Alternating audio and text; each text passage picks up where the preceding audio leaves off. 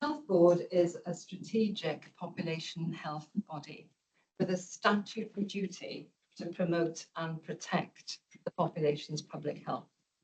So, as well as providing health services, the Health Board has a role in the health and well-being of the population, in reducing health inequalities and contributing to the wider determinants of health that affect so many people's health and well-being and opportunities in life. The Health Board has a population health strategy, and we are changing the agenda of the board so that we will start every meeting looking at strategic direction, but looking particularly at a population health issue that has a significant impact on the health and well-being of the population. And we're starting today with tackling diabetes together, because this is at epidemic proportions across the country. So I just wanted to set the context for the fact that the board will now lead on population health matters. The board is also the governing body of the organisation, and as such has a role and specific responsibility around strategic direction setting. The board needs to keep the focus on the future. The board also has to build and sustain strategic partnership, because so much of what we do is done in partnership. We have to set the risk appetite, and then we have to set and oversee the strategic risks for the organisation. There are 3 levels of risk: strategic, corporate, and operational. Our responsibility is the strategic risk appetite and objectives. We then also have to scrutinise in-year performance against our plans, and there is always a section on the board relating to that. As the governing body, obviously the board has a responsibility to maintain good governance, and there are a number of dimensions of good governance: corporate, clinical, financial, information, and climate/sustainability. What good climate governance looks like at board level is very important. And we will be looking at all these aspects of governance during the year. Today, we're focusing on some corporate governance matters to tighten up on that, but we are going to be coming back to make sure that the board covers its whole role in respect of governance. And then finally, with its staff, the board sets the tone and the culture for the organisation. And the board wants everyone to come to work enabled to be their best authentic selves. We don't want anyone to be subject to discrimination or disadvantage of any kind. Anyone who's subject to it or sees it or hears it really must call it out, because this hasn't been place. We also want staff to thrive and to feel valued. Now, it's very difficult to build and sustain the right corporate culture when times are good. It's even more difficult when we're under significant financial and service pressure, which we are now. So the staff of Swansea Bay go that extra mile despite the significant pressures they face. And I was privileged on Monday to attend 3 Patient Choice Award events in Morriston, where the lengths to which staff go to support and care for patients and service users was humbling and overwhelming. So we just want the staff to know that as a board, we understand the pressure, we understand the concerns, and particularly when we're in the significant and difficult financial position we are. That's why we need to say diolch yn fawr iawn I chi gyd. We need to say thank you very much to all of you for what you do on a daily basis, even though you're feeling uncertain, you're feeling anxious, and we have hard choices to make. We understand that. So diolch yn fawr iawn. So I'm now going to ask Richard if he will take us through his Chief Executive's report. Jan. Before I do that, just a brief word. A poorly worded sentence in my November 2023 board report has been brought to my attention, and I'd like to take this opportunity to correct it. Taken in isolation, the sentence in question gave the impression that all actions relating to previous inspections of our maternity services have been implemented. That wasn't the case. I had no intention to mislead, and I'd like to apologise for the poor choice of words in that report. Elsewhere in that board meeting, it was made clear that some actions remained outstanding, and a paper providing an up-to-date position in relation to recent inspections and actions from them will be presented later on today's agenda. And this will show the level of scrutiny applied to the service and the way you've implemented the actions and our timescales for implementing the remainder. So just wanted to say that. Yeah, so thank you, Jen. In terms of my report for this board meeting, it's set out there for you in detail. I will go through some of those aspects of it. First to say, obviously, it's Jan's first board meeting as chair of the Health Board, having started with us on the 1st of June, and I'd like to take this opportunity to formally welcome Jan to the organisation and to recognise the energy, leadership and commitment she's already brought to the role. It's also time, I think, to pay tribute to our outgoing Executive Director of Nursing, Gareth Howells, who's here for his last board meeting today and be retiring at the end of the month. And I'd like to thank Gareth for his professional leadership and the positive approach he's taken to all the challenges we faced over the years. Gareth, we've been part of Swansea Bay UHB, part of its predecessor organisations, and have played a big role as well in Welsh Government in the Chief Nursing Officers Department. So just like to thank you for everything that you've done for us. Thank you very much. And the board will know that we're currently out to recruitment for Gareth's successor, and that'll be a hard act to find. And we will come back at the end of the meeting, Gareth, on this. Just a couple of broad themes. I think it's relevant just to in terms of the challenges that Jan's outlined, particularly on our financial position, that the board met recently with Welsh Government representatives to understand their expectations of us in relation to addressing those financial challenges. And it was a very clear message that we all received, that there'll be no more money this financial year and that we'll need to live within our means. What was already a challenge, I think, has been magnified by the fact that so far this year, 3 months in, we've overspent by £25.8 million. And so our immediate priority has been to address that ongoing overspend against the budget and to identify additional schemes for the cost reduction. To support this, we've established a recovery and sustainability programme, which is being led by Brian Owens as the Director of Recovery and Sustainability. And this really reflects the importance that's placed on these issues by you, our board, as well as Welsh Government, our staff and our patients. So I'll say a little bit more about that later in the report, and obviously we'll have a fuller update as part of Darren's board as Director of Finance. We know that some of the actions that we'll need to consider to achieve those financial targets are likely to be uncomfortable, but we'll need to make sure we're making these decisions in line with our One Big Way approach and to understand the impacts of these before making any decisions to make sure that these are in the best interests of patients. And of course, another critical factor of this is to bring staff along with this so that our staff understand what the challenges are and the decisions, why we're needing to make the decision that we are. I'll say a bit more about that later as well.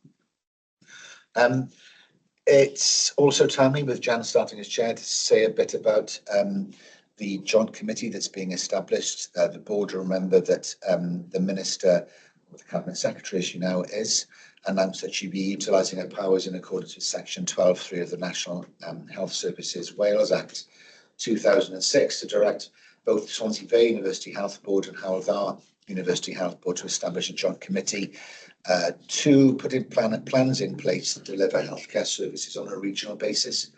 I'm pleased to say that several meetings have been held over a fairly short period of time since Jan has started as chair in Swansea Bay and Neil Wooding as chair in Hywel Dda Health Board. And we now have a much clearer line of sight to the sequence of actions that will happen over the coming months to get the boards together and then to establish the first meeting of the new joint committee on the 17th of October 2024. Just to outline for you the thought that's been put into how we might frame that. And there are essentially short, medium and long-term goals for the joint committee. In the short term, we'll be focusing on intensifying baseline work, things that we're already doing, but also supporting the in-year financial position of both health boards. In the medium term, looking at those short-term gains and expanding on those for a 2025-28 IMTP process and developing the West Wales Regional Health Economy concept. And then in the long term, a really exciting and ambitious approach, looking at the regional health economy, looking at population health needs, and also exploring an opportunity to become a sub-regional health network that's recognised by the World Health Organization, which Jan is taking forward. So I think with those, we'll see over the coming months, and certainly by the time we get to September board, and then the joint meeting of the boards later in October, that will be fleshed out in far greater detail. But that's very exciting for both health boards, I think. Just moving on in terms of my report, there's a section about the work that's been done looking at the development of a health and wellbeing centre in the Upper Avon Valley and the engagement events that have taken place there. Recommendations on the outcome of the engagement will be considered by Management Board on the 7th of August. And those engagements have been supported by David Rees as the Aelod Seneddol, as well as with input from the Health Board. Board will be aware in January 2023 that Wales Fertility Unit at Neath Gwrtholba Hospital was inspected by the Human Fertilisation and Embryology Authority and was issued with 7 major non-compliances. A huge amount of work has been done since then. That's been led by Chris Morell as the Director of Therapies and Health Sciences. And in May, the unit underwent an interim HFEA inspection. And I'm delighted to say that showed no areas of concern, no non-compliances, and as a result, the HFEA have relicensed the unit until 2026. And also on the back of that, the commissioners, the Joint Commissioning Committee, have de-escalated the Wales Fertility Institute from level 4 to level 3, and the focus is now on consolidating those improvements. I will say a brief word about maternity and neonatal services. There's a conversation that we'll have later on the board agenda. Really to say that our management board has approved the reopening of the Neath Gwrtholba Birthing Centre, subject to final approval by the board.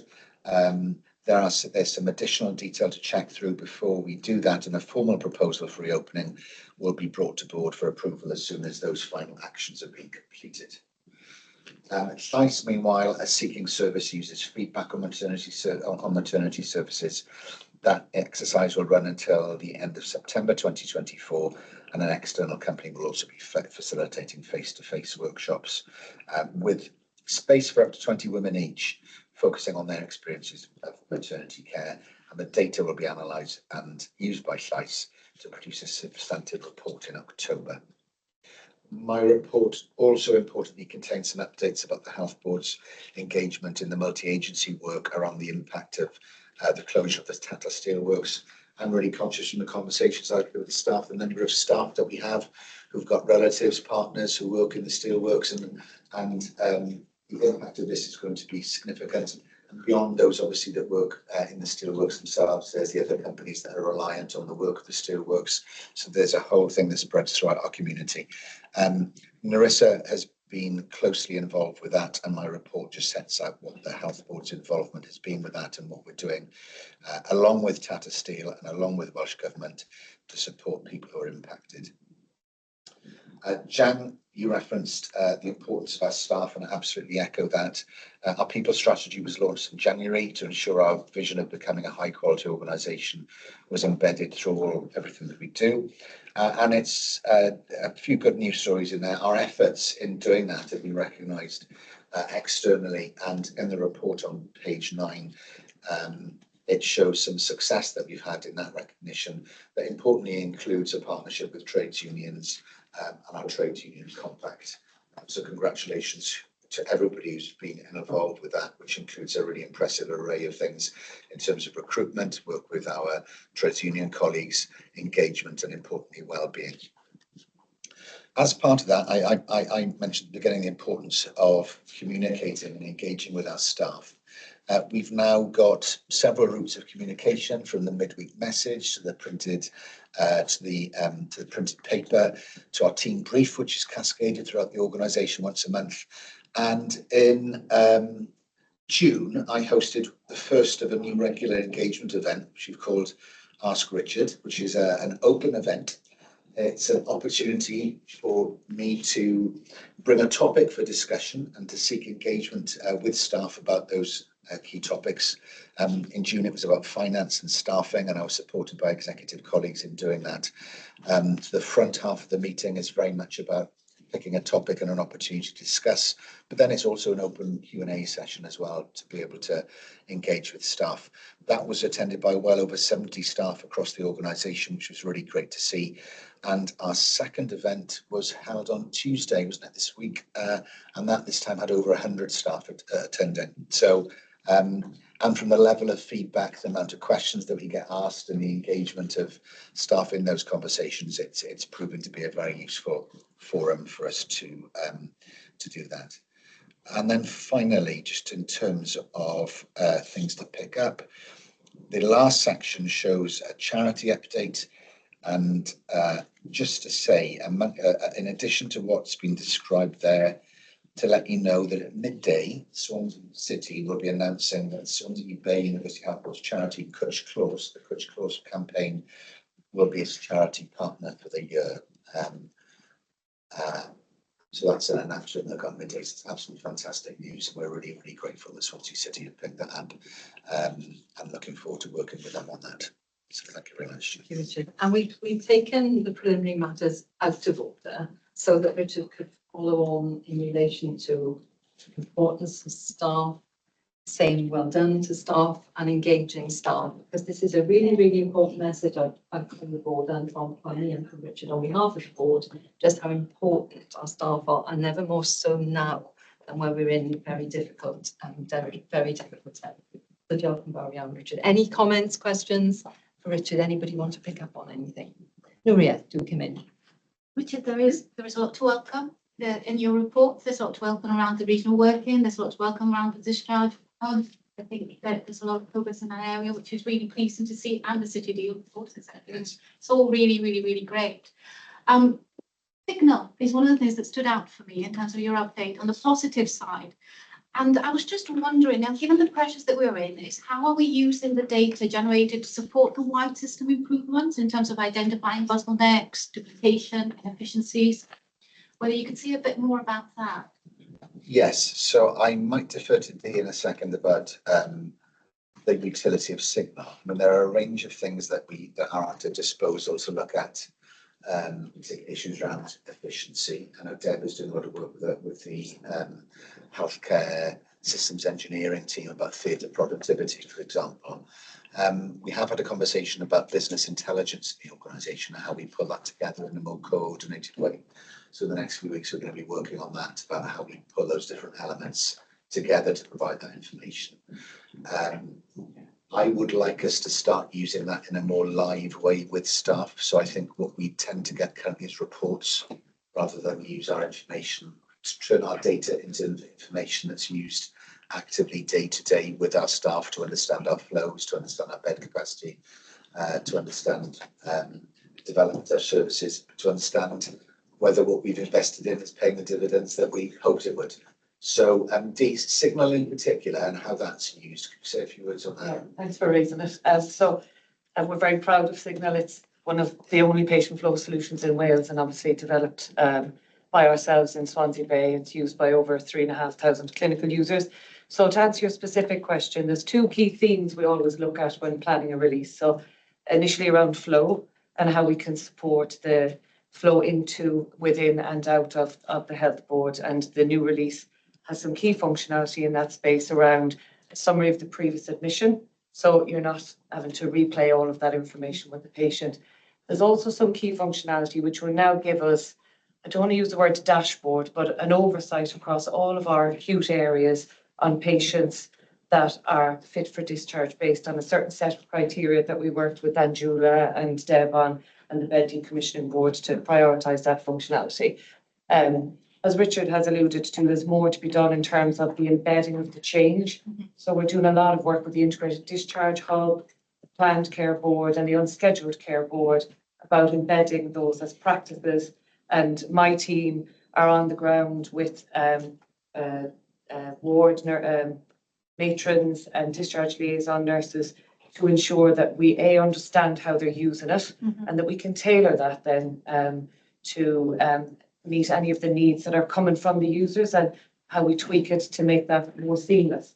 And the other thing I would say is, you know, supporting the quality and safety strategy, which we've worked with Gareth and his team and Hazel on so much. We've had really good engagement from Lisa Fab on recording of news scores. So the news scores will now trigger an alert to the user to make sure that a sepsis screening has been done. So they're just examples of some of the themes that we're trying to address in various releases. We try and do 3 releases a year, and our user group really informs what we put into that, and we validate that then with our unscheduled care board, and obviously, and Julia, Deb, and other clinicians are heavily involved in it. Deb, do come in. So just to support Dee's mentioned, I think a lot of the focus in probably the last 6 months to 12 months has been to get the system into a shape that the staff recognise what it's there for and develop it in a way that it gives them what they need to input. I think the focus now needs to switch is what we do with the data that's in it, so that we're really clear on coming out. And you know, it's like when you build anything new, somebody says, "Oh, can you do this? Can you do that?" Yeah. So Dee and the team, we've tried to manage staff expectation as right. Now is the time to say we're going to take stock. It is what it is now. Now we want to evaluate what it does for the whole system to make sure we can benefit from it. So it's been a huge piece of work for Dee and her team, and managing staff expectation of what it is and what it isn't is really important in that space. So we'll take that forward now over the next few months. Thank you. Thank you very much. Okay, Nuria? Any other points, questions for Richard? Please. Richard, the Athlone Valley Yes. consultation, I mentioned this to you before. The consultation took place, but one set of people that didn't turn up were the GP practice that are taking over our managed practice in that area. And so I think that would the health board was represented, but the GP practice was not, which I think was pretty disappointing. And they don't take over till next week, so we had no because they're independent contractors to compel them to turn up. But hopefully we can use whatever influence we have to make sure they do engage in the future, because I think David Rees, that you referred to, was also probably disappointed that they didn't show up. Incidentally, it's a great opportunity up there. The Chrysoiru Health Centre, which I visited, is a great opportunity for us to bring the health offering up there into the 21st century without prejudging the decision that the management board will make. I think that's a great location. I won't pick that issue. Thank you. So thank you very much, Richard. As you say, lots of welcome in there, covered an awful lot of ground, so thank you. So we move into strategic direction setting now, and as I mentioned earlier, we're going to have a presentation on tackling diabetes together. Could we have 15 minutes for the actual presentation, please, Angela, and then we'll open it up for questions. Okay, thank you. Over to you. Thank you, Chair. And I would be having a joint presentation with Jennifer, so I'll start it off and hand it over to Jennifer midway through. So the aim of today's presentation is to build a case for taking a wider population health approach and planning our diabetes service delivery. The next few slides hopefully will stimulate a bit of a discussion to think differently when identifying the areas of focus and priority within the diabetes pathway. Next slide, please. Diabetes presents in mainly 2 forms. In children and young people, we usually see type 1 diabetes, an autoimmune disease where the body is unable to produce any insulin, and type 1 onset is largely unavoidable. 90% of adults and elderly patients, however, present with type 2 diabetes, where the body stops producing enough insulin or the body cells stop reacting to the available insulin. The onset of type 2 diabetes is largely preventable, as it is strongly associated with obesity or being overweight as a modifiable risk factor.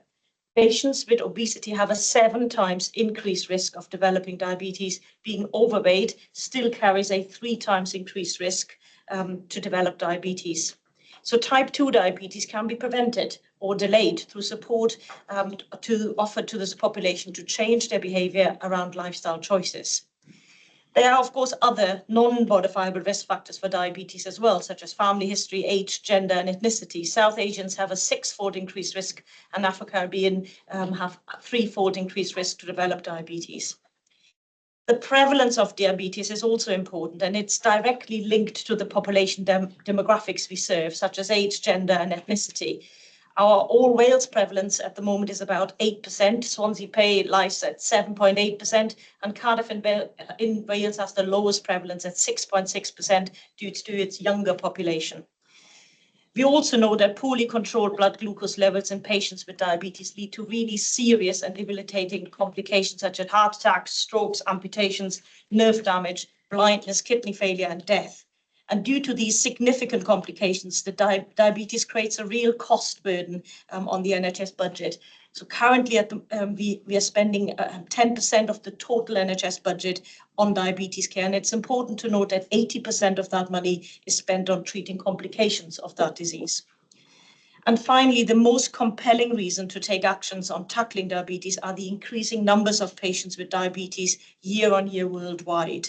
And bringing this closer to Wales, from 2010 to 2021, which is a period of 11 years, a 40% increase of patients with diabetes was seen. That's an extra 60,000 people newly diagnosed with diabetes. And if this trend continues, by 2036, we will have an increase of 22%, so a further increase of 22%, which equates to an additional 48,000 people. This would mean in 2036, 1 in 10 people would have a diagnosis of diabetes, and it'll become a significant health burden for the NHS. Next slide, please. So besides the rising prevalence, cost, mortality, and complications, the main consideration for a population health approach is that type 2 diabetes is largely preventable. We know that health harming behavior is closely linked with poverty and social deprivation. The social determinants of income, education, and access to healthy food increase the risk of poor health outcomes. And that's sort of evidence that the incidence of obesity is increased by 13% in men and 50% in women, which results in diabetes being 60% more common in areas of social deprivation. This, of course, contributes to the lower life expectancy seen in people living in the most deprived fifth in Swansea Bay. Next slide, please. And like every robust clinical pathway, the diabetes pathway must cover the 5 areas of prevention, early diagnosis, optimization, managing complication, and of course, supportive and end-of-life care. But really, I want to draw the attention to the first part of this pathway where we really need to focus moving forward. And prevention is key and covers primary prevention, which focuses on improving the wider determinants of health, such as income, employment, housing, and education. It also could explore psychosocial determinants such as mental well-being, which includes that emotional literacy, self-esteem, social relationship, the resilience of individuals, trauma and discrimination.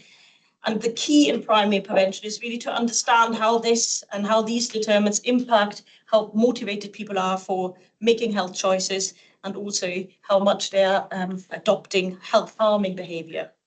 And as part of the secondary prevention and early diagnosis, it's important that we ensure that early identification and take actions on obesity and prediabetes in the high-risk patient cohorts.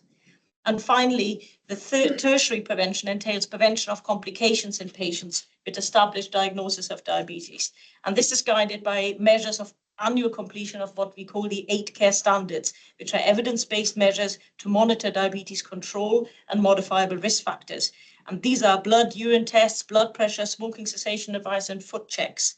And our performance in completing all 8 care standards of type 2 diabetes is currently 44.6%, which is slightly higher than the All Wales average, but only 8% in type 1 diabetes, which is significantly lower than the All Wales average. So huge room for improvement, which is also the case for our mortality rate and our current amputation numbers. Next slide, please. So nationally, significant engagement has taken place to mobilise key partners for the case of change for diabetes care in all Wales. Informed by the future projections, which I've outlined earlier, and the impact this will have on people in Wales, discussions have taken place with a range of partners, including ministers, Welsh government officials, Diabetes UK Cymru and NHS chairs, chief executives, peer groups, and local authority chief execs. And as a result, Public Health Wales, working with Welsh Government and key partners, has established a formal Tackling Diabetes Together programme, which is a work with 6 work streams underneath to deliver 2 key system ambitions. Next slide, please. And those 2 ambitions and objectives are that, the aim is to have more people living well with diabetes, measure to a reduction in complications such as amputations by December 2028, and stopping the prevalence of type 2 increasing by December 2028. And we in Swansea Bay considered the Tackling Diabetes programme as a framework for Swansea Bay and identified key local strategic enablers such as our current population health and value-based healthcare strategies, as well as opportunities to partnership forums and our reinstated diabetes planning and delivery group to prioritise this agenda and to achieve some traction. Next slide, please. We also reviewed our current work streams against the programme's strategic objectives and identified a close alignment, which is really positive. In particular, our current work to improve the aid care standards compliance in primary and secondary care, and our mapping exercise to develop an integrated seamless diabetes pathway for patients will improve diabetes management and reduce complications. Next slide, please. And in regards to the second objective, to stop the increase in prevalence, I want to briefly draw out the success seen as part of the All Wales Diabetes Prevention Programme. 5,500 patients with pre-diabetic blood results have been recruited into the programme across our 8 clusters. And following lifestyle advice and signposting to local resources, 30% of patients are found to have non-diabetic blood results at 12 months. So the Tackling Diabetes programme aligns well with our Swansea Bay work streams, and a formal sign-up to the programme will allow Swansea Bay to join a wider network of learning opportunities and formalise the proposed population health approach as our agreed direction. I'll hand over to Jennifer now for the next slide, please, and how to approach and how that approach will look like. So this is really there to act as a reminder for us of just the role of healthcare and the fact that in addressing health inequalities, that in essence, the role of healthcare is quite a small contribution, but an important one. So going back to what Anjula's saying, you know, what we want to do is when people find themselves in a position where they need support, they need good care, then we are looking at ourselves and recognising what can we do to improve that, especially given the inequities. But actually, a lot of the work needs to focus on that prevention because prevention is better than cure. And if you go on to the next slide for me, please. We're fortunate in that having the population health strategy gives us that framework. It tells us what the evidence base is. So this isn't something that we don't already know. And it helps us move away from over-focusing on it being the fault of the individual that they're in the position that they are, to actually recognising the context of people's lives that often lead to the limited choices that some experience.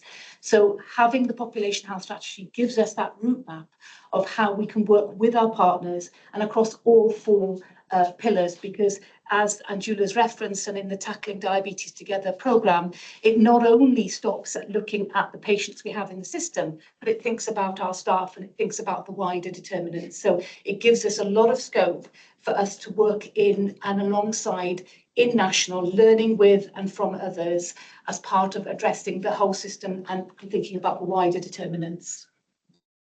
Thank you. We take the next slide, please. So just to summarise, then we described the importance to strengthen the upstream part of the diabetes pathway and focus on prevention and optimisation. We are well positioned to join the national programme, which will provide a framework and formalise population health approach required. And next slide, please. The board is asked today to endorse the Tackling Diabetes strategic objectives and Swansea Bay sign up to the programme. And the board is also being asked to note the close alignment of our current work streams in Swansea Bay with the priorities described as part of the Tackling Diabetes Together programme. Thanks. Thank you very much. Thank you, Andrew.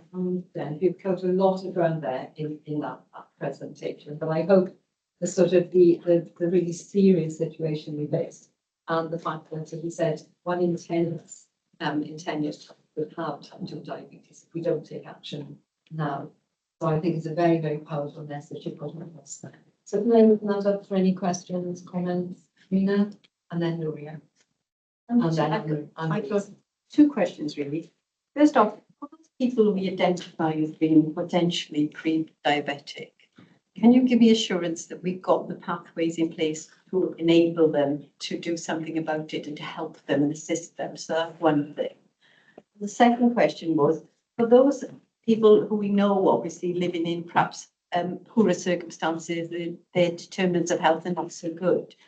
Have we investigated what their barriers are to accessing better arrangements for themselves? Because I think sometimes, as Jennifer said, it's about, it is about things beyond simply getting into the GP surgery. So what can we do to assist them in overcoming those barriers? Thank you. Nuria and Louise, did you have a similar type of issue? Similar to Rena, just to follow on from Rena, if I may, which is around that we know the link between poverty and diabetes is well established. For me, it's that partnership space. What are we doing in our partnership space? And following on from Rena, how we resourcing all of this. Thank you. And Louise, if you come in, then I'll ask Angela and Jennifer to respond. Yeah, and mine is really a follow-on for both of those, because you've mentioned that one of the partners is local authority. And I just wonder how we will be able to influence the local authority to roll out education, starting with primary school and upwards on healthy eating, because unless we tackle that, I can't see that we're really going to make any progress. And I just wonder, when you talk about partnership, how much of a partnership is it, and how much influence can we have on the much wider issue, and indeed in making the ministers think hard about the food industry? So thank you, Louise. So some really important questions there. So Angela, do you want to start? So I start from the first question around pre-diabetes. So the All Wales Diabetes Programme, which we've enrolled on it, identifies those pre-diabetic patients, offers a lifestyle intervention, which is a face-to-face conversation around choices or the right choices to make to be able to revert back into non-diabetic levels. It is a very focused 30-minute intervention, but it's got a significant impact. As I said, around 30% of patients revert back into normal levels. And we haven't got the data on how that is sustained and what else needs to be done following from that. It is an All Wales programme, and all health boards are engaged. So all of that data will help us to inform some of that learning from the programme. But it already shows that a short intervention can have such a significant impact. I think the other question you asked about, how are we going to ensure that the right people will be coming and accessing this service, and particularly around areas from health inequalities. We are now doing a piece of work in Swansea looking at who actually presents at that level when they're getting their bloods checked. Are they identifying themselves as high risk? And if they're not, are we doing enough to reach out for them and asking them to attend these clinics? And we are now looking at, who actually is our patient cohort of these 5,500. Are we serving the right people? And do we need to do more in that space? And I absolutely agree with you around access. We need to be providing an access as a service for these people to be able to come and see us. But we also need to look at what are these barriers for them not accessing our service as well. So it's a bit of a twofold approach here. And I think the other question around partnership forums, absolutely, we need to drive the agenda on those forums. So we've got the RPB and the PSB space. Local authorities are signed up to the national programme, which is really helpful. So it will come up on these agendas, but I think the key word for me is influencing it. And I think it is about us driving it as a really key priority over the next sort of conversations we're going to have in these partnership forums. And I think the question around resource, I think you made is very valid. There is something around looking at reallocation of resources as well, because currently it's quite, where we resource as part of the pathway. And at the moment we are looking, as I said, in terms of the NHS budget, 80% are there to manage complications. That doesn't leave a lot of money at the front part of the pathway, where probably, particularly knowing that this is a preventable disease, we need to be putting more efforts, and there's going to be that balance, and those discussions need to be had about, are we putting the resources in the right place? And I think those were probably all of the questions from my end. Thank you. But Darren and Narissa, then we will have to bring this discussion to a conclusion for now, but we will be obviously. Thank you, Jess. I'll be brief because again, Julia's very pieced into where we're going. When organisations are financially challenged, such as we are, there can be an impediment to innovation. And I think looking at this, and we'll work alongside you, is to look at where the resources currently being consumed, how we can allocate and that resource around the system and use our 1.6 billion better is probably the way to do this. So just to support your comment around that allocation piece. Thank you. There is that. It's just a broader point on the partnership agenda. So, I mean, we've got economic development engagement and JCC and our ability to influence LDP local development plans, which Swansea are re-looking at the moment. Neath, I think Neath is doing the same. I think Neath are about to do it. So so there's the planning processes that we can use and influence to place sort of some pressures on the broader determinants. But the RPB and the PSBs are really the area that we focus in on and support sort of programme change and service change. So it's getting onto the priority agendas for both of those really. Thank you, Larissa. Tom, sorry, I didn't realise you had your hand up there. Do come in. No, apologies. It's a very quick one on the education piece. I think there is a significant opportunity with the new curriculum for Wales. I think it's a busy landscape with regards to kind of local authorities, the regional educational consortia, and the kind of the so-called middle tier to support the Welsh Government with the role of the new curriculum for Wales. But there is a significant opportunity with how this sits with the new health and well-being area of learning and experience. So I'm very happy to help support that from a Swansea University side, how we can try to fit this into kind of the emerging educational reforms in Wales. So there is a very, very clear curriculum alignment piece from a broader sort of health literacy angle as well. So I'd be really keen to support that. Thank you very much, Tom. That's a really, really useful contribution there in terms of the partnership with universities. To bring this to a conclusion now, sadly, because I'm sure we could go on discussing this because it's so important. So can we confirm support then for engagement in the national programme and ensure that we do take the actions that we need in support of it around the population health needs assessment, etc.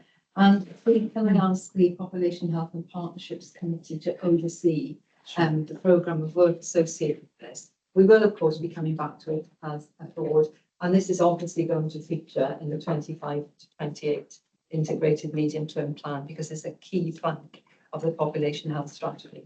And thanks to Angela and Jennifer, because I know you've been putting a lot of time in, particularly with the national programme colleagues, and there will be resources to support us in participating. So thank you both very much, Joe and Bob.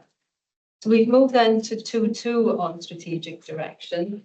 Now, the full board puts a lot of weight on the work of its committees. They do a lot of heavy lifting for the full board. And the Performance and Finance Committee has in fact considered the CT Sim business case in detail. We're not proposing to do that today. So Darren, am I handing over to you first? Yes, thank you, Chair. And in light of that introduction, I was planning to brief anyway, recognising the case has been through our management board, and the management board supported the case, and the case has then gone on to the Performance and Finance Committee. The case subject to all the ratification. I'm really pleased to bring this case. It's an important part of our strategic sort of cornerstone in terms of cancer delivery for the region, not just locally. It's a business justification case for a CT simulator or computed tomography simulator for Singleton. And CT simulation is the first part in the steps to delivering really high quality radiotherapy in terms of tumor anatomy analysis and then preparation for radiotherapy through the incredible colleagues that we've got. And I pay tribute to those colleagues for bringing such high quality case. So very, very quickly, we have sufficient demand for 2 scanners. One of our current scanners is beyond commission and is out of date in terms of contemporary medicine. This case replaces that second scanner. Most government have been involved and are expecting the case. The case is part of the Health Board's capital priority list. It's actually number 6 on that list, and the ones above that are in train as well. The case requires £2.63 million worth of capital funding. It requires just under a quarter, so £240,000 for revenue for Howell R residents. Their executive team approved that last week. It requires a similar contribution from us. We are currently running the second CT sim anyway, so there's the cost is in the base of the organisation, is in the redistribution. But in terms of new business case processes, it's been really clear that any further demand growth, which is anticipated, would be subject to further cases. So this is an open door to revenue. This is a set, re-establish, and build from there. So what I'm asking the board to do today is to ratify the case, based on the previous approvals, take assurance the revenue position is in place, and to acknowledge the future demand cases will be subject to further scrutiny and challenge and not just an open door to revenue. Thank you, Darren. Pat, did you want to add anything? Yeah, just to say that it was a very robust business case. We had a good discussion on it. the benefits are very, very clear. It critically improved time to radiotherapy performance and reducing the clinical risk of only having the one CT in. And it was very important to us that the revenue was capped and would be the subject, had to be the subject of further business cases to increase it. So yeah, we were very positive about it and gave it approval. Thank you. So can we move to the actions that we're asked to ratify the business case as requested? So we can take assurance that it's affordable and noting the points around capping and therefore acknowledging any projections for future demand would need additional business cases. We're happy to proceed on that. Thank you very much. And thanks again to Performance and Finance Committee for your detailed scrutiny of the business. So we move then on to section 3. So the important role of the board is to scrutinise in-year delivery against our plans, all aspects of our plans, quality, safety, performance and resource use. And then we're going to start this section with the reports from the relevant committees because they can then inform subsequent discussions on specific reports. So if we start with quality and safety, Steve, may I turn to you, please? Sure, yeah. So there are two meetings to report on. The May one, most of the issues raised in the report have been overtaken by events. I'm happy to take questions, but I won't go into any detail except to highlight the Additional Learning Needs Act issue. This I've reported before is a new piece of legislation. It's a funny thing. It's divided between education and health as to who has responsibility. And frankly, we were not in a position to fulfill our obligations. However, action is being taken and we're getting there and will be compliant. If not right now, we'll be compliant very soon. So that is good progress to report there. The June meeting, the main thing I want to talk about there is we had an update on the HIW inspection of the prison, which you will recall took place a couple of years ago. And there were a number of findings. And an action plan was developed, and it was developed in conjunction with the governor of the prison. And we set up a partnership board there. And all but one of the items on that HIW report have now been completed. And you know which one hasn't been completed because I've talked about it here before. And that is getting our staffing up to levels which we consider and which the prison governor considers to be adequate. It's timely, but I actually visited the prison last week. I had a meeting with the governor. He is very pleased with the work we're doing. He said congratulate your teams on the work that they do, but you haven't got enough people, have you? And he said he's another public servant. He says I haven't got enough people either. I don't have enough money, so I'm short of staff. You're short of staff. I know that, but we all know that there is risk associated with that. And so we agreed on that. And just for this board's information, we've done the guys in primary care have done a calculation. It would require 5 or 6 extra full-time employees to get our nursing and auxiliary health staff up to the correct level. That would cost about 290,000. So I just put it out there. I'm not saying that's a priority over all the other 290,000s that we've got around the place, but it should be noted. The board should be aware that there is risk there, both to our patients, who are by definition vulnerable there, and also our staff who go in there every day and go beyond the call of duty, in my opinion. The funding we have is for a prison cohort of 250 inmates. There are always more than 400 there at the moment, and they all have medical needs. They're all on drugs, and then drugs have to be given every day. It's not that you can go to the pharmacy once a month like we all do. You have to go and get your meds every day, and that requires a huge amount of input. So there is risk there, and it's going to cost money to put right, but it may not be a priority in primary care. But I'll put it out there so that you're all aware. Thank you, Steve. Comments, questions for Steve, Rena, Nicola, then Hazel. I mean, I've said this before at the board. I'm really concerned about this staffing issue because we are dealing with, well, if you look at health inequalities, we're looking at a very, if you like, poor sector of our community. And in a way, they are you know, just really, you know, reliant on having that healthcare. And I just feel that we've tossed it around, and I just think we need some resolution in terms of how are we going to go forward with this staffing issue. Because I accept that we're in a difficult financial position, but I just feel quite strongly that this needs to be resolved, and it clearly has been outstanding for some months, as David's mentioned. Karina, Nicola, then Hazel. Just a quick question really about staff morale. How are we supporting our staff on the ground? I spoke to a number of them. I don't think the morale is an issue. I think they're really up for it because they're working very hard, so they're doing a great job and they enjoy their work and they derive satisfaction from it. So I don't think morale is a problem, but I haven't spoken to everybody for sure. Yeah, so Steve outlines absolutely some of the challenges in that part of the service, and I think just to give board some assurance, there has a paper has gone to management board, and the service delivery group are working through options that will be picked up through the prison development group, which is currently chaired by our executive director of nursing, and we can ask for an update in a month if that's helpful for the Quality and Safety Committee. It is a challenging area, but I think we need to find a way forward. So can I just ask, is it a commissioned service from the MOJ? I don't know, it's a service we provide as an admin service. Is it commissioned? It is. So what's its origin? So the services, the kind of healthcare services into the prison, and it's on the premise that people in prison are part of our population and should receive the same care as we would from general practice and nursing So services. is it part of the allocation formula then?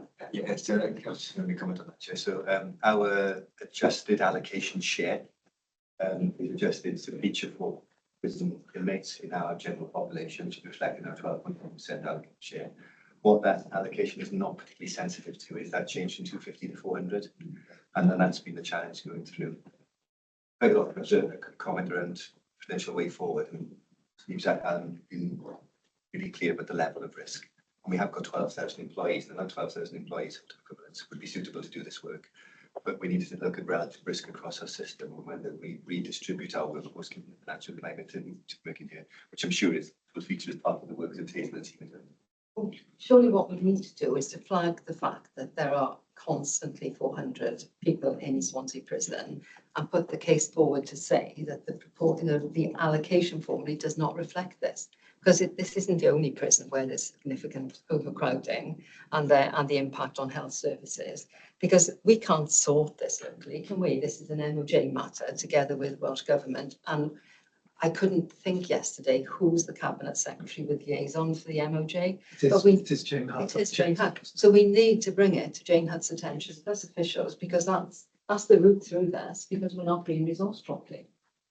Gareth. And just for a bit of context, Chair, those conversations have been had, and we've written formally to Welsh Government previously identifying the fact that we're over capacity there.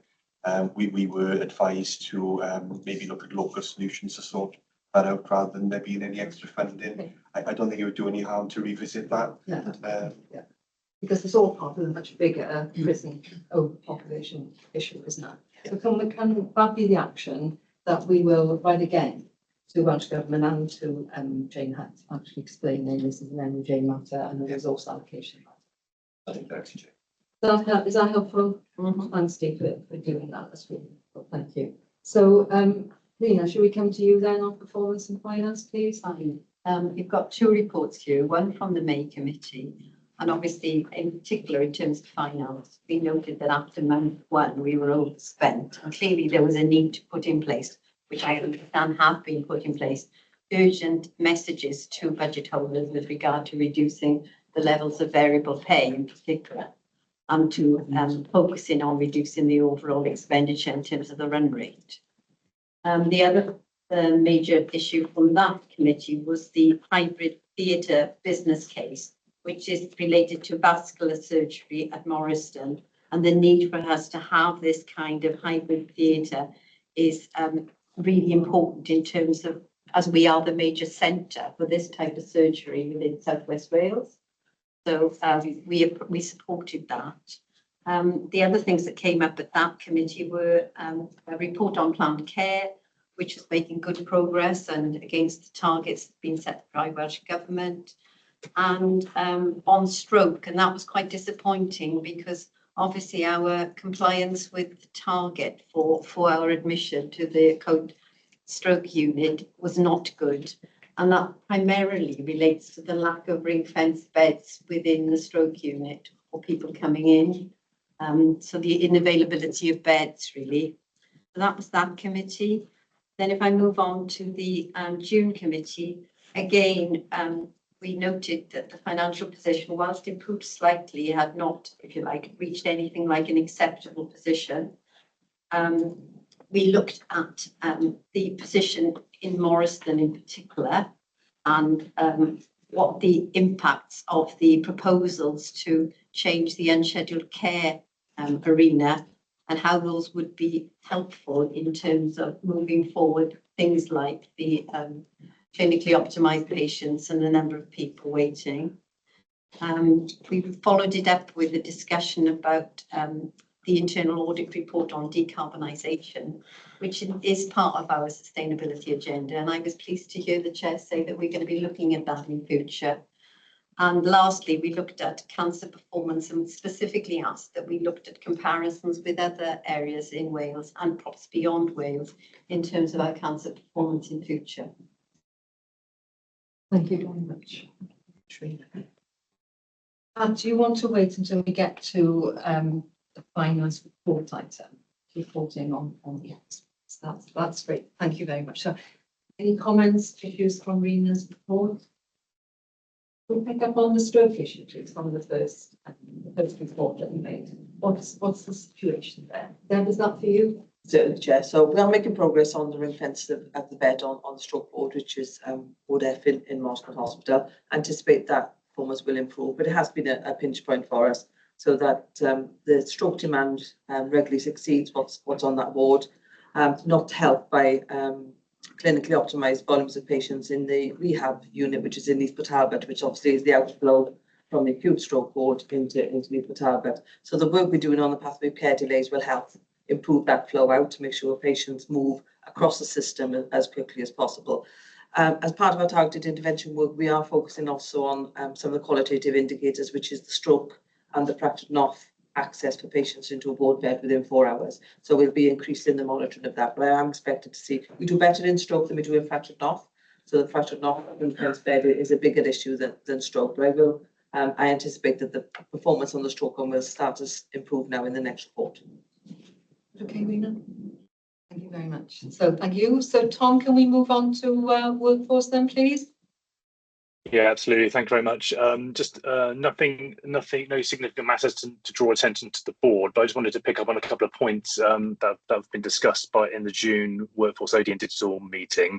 We received the Medical Workforce Efficiencies report, particularly focusing on utilisation of agency and locum doctors from the period April 23 to 24, so better understanding what that looks like, particularly for kind of into this financial year and the next. We received the Guardian Service annual report, which I think we've seen the massive impact and success of the Guardian Service, particularly supporting the sort of diverse ways that we are able to support our staff, and particularly acknowledging some of the recommendations of the service and what that looks like for the sustainability of the service going forwards. We had an update on the final draft of the digital strategy, and I think this has already been discussed at board level, but probably just to acknowledge, and I think the signal discussion in Richard's report was a good example of that, around where we are as an organisation, around our kind of maturity around digital data, AI and everything else. I think we are in a much more mature and secure and resilient space, and actually what does this look like from a visions, aspirations, kind of culture piece. So it's not just a technical strategy, it's very much around patient-centred, staff-centred, and the final digital strategy will be coming back to the board in September.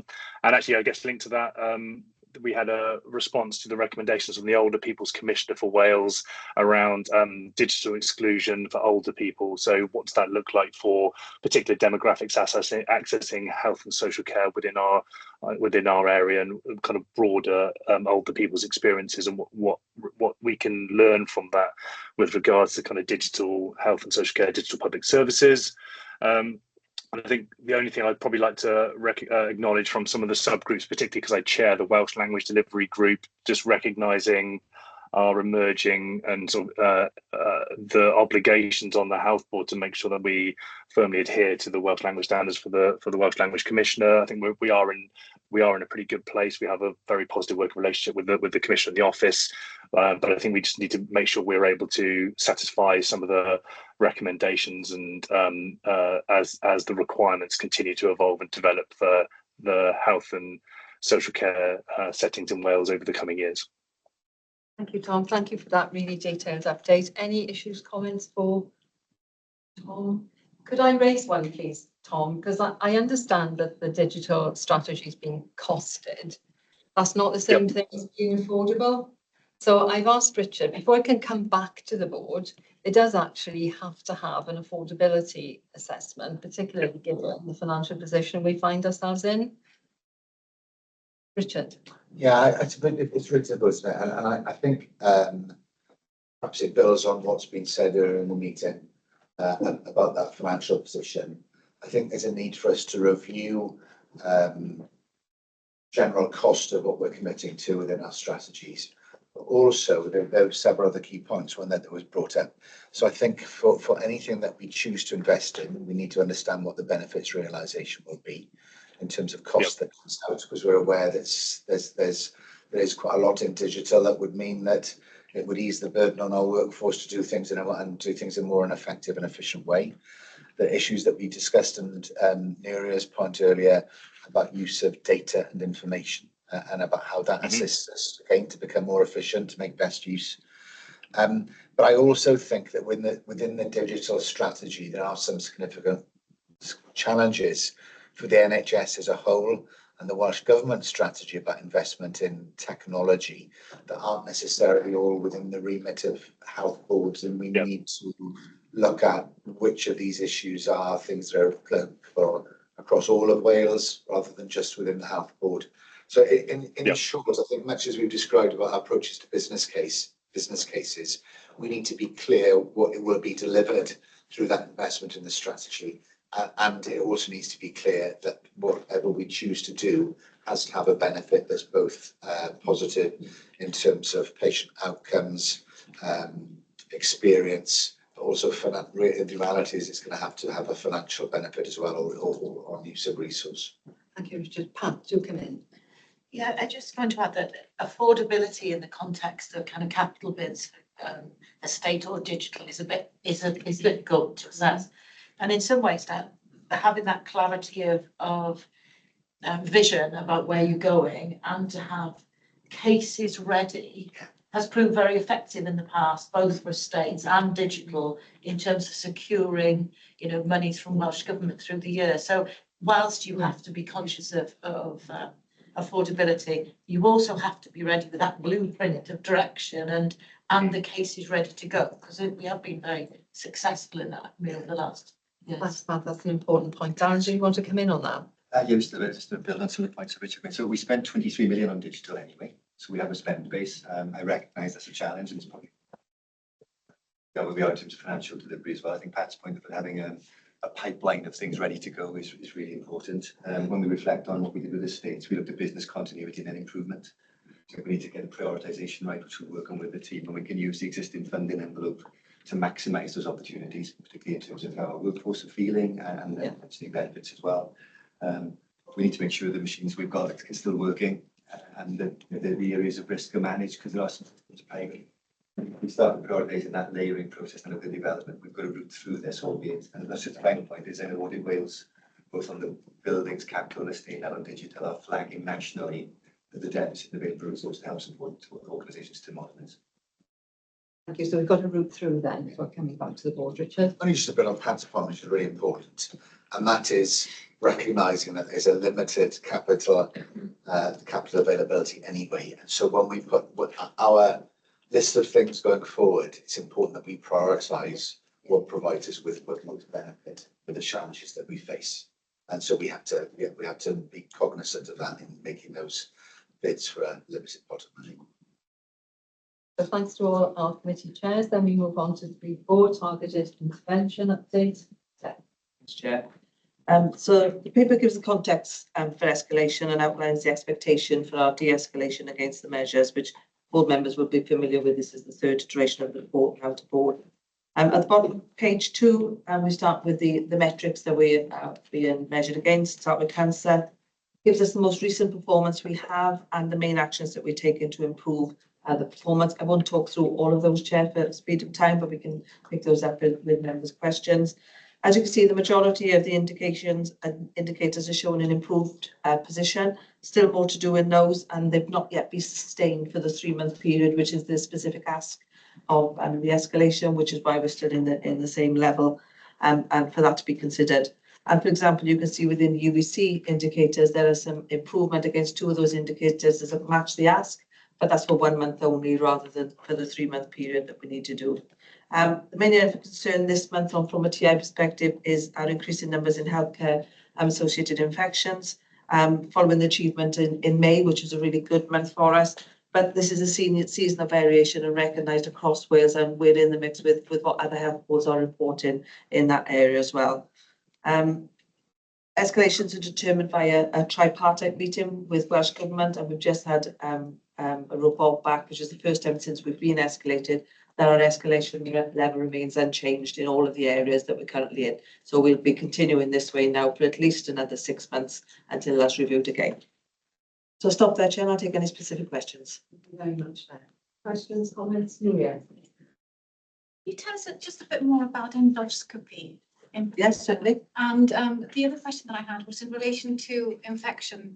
I absolutely agree and support the initiatives around full compliance, but it's about the relation that this has, this over occupancy, which we know we carry too. Is that acknowledged by the Welsh Government in terms of the TI and what they're looking for? That's the other question that I had, because I know it will affect our ability to reach full compliance. Okay, so I'll start with endoscopy, and I'll probably defer to Angela Meadow on the expert knowledge on the healthcare acquired infection indicator. So endoscopy is an issue across the whole of Wales. So it's not just a Swansea Bay issue. It's our only area of concern from a diagnostic perspective. All our other diagnostics, we are the best in Wales in that area. We're in the pack from an endoscopy perspective. For an endoscopy service, we've done a comprehensive review of endoscopy, and that report is ready to go to management board for review. It outlines what we need from a sustainability perspective. So if we didn't have a waiting list today, how would we sustain that 8-week target going forward? And then what we need from a backlog removal perspective in terms of the routine waiting list, and there's also a surveillance waiting list within endoscopy for patients who need repeat scopes undertaken.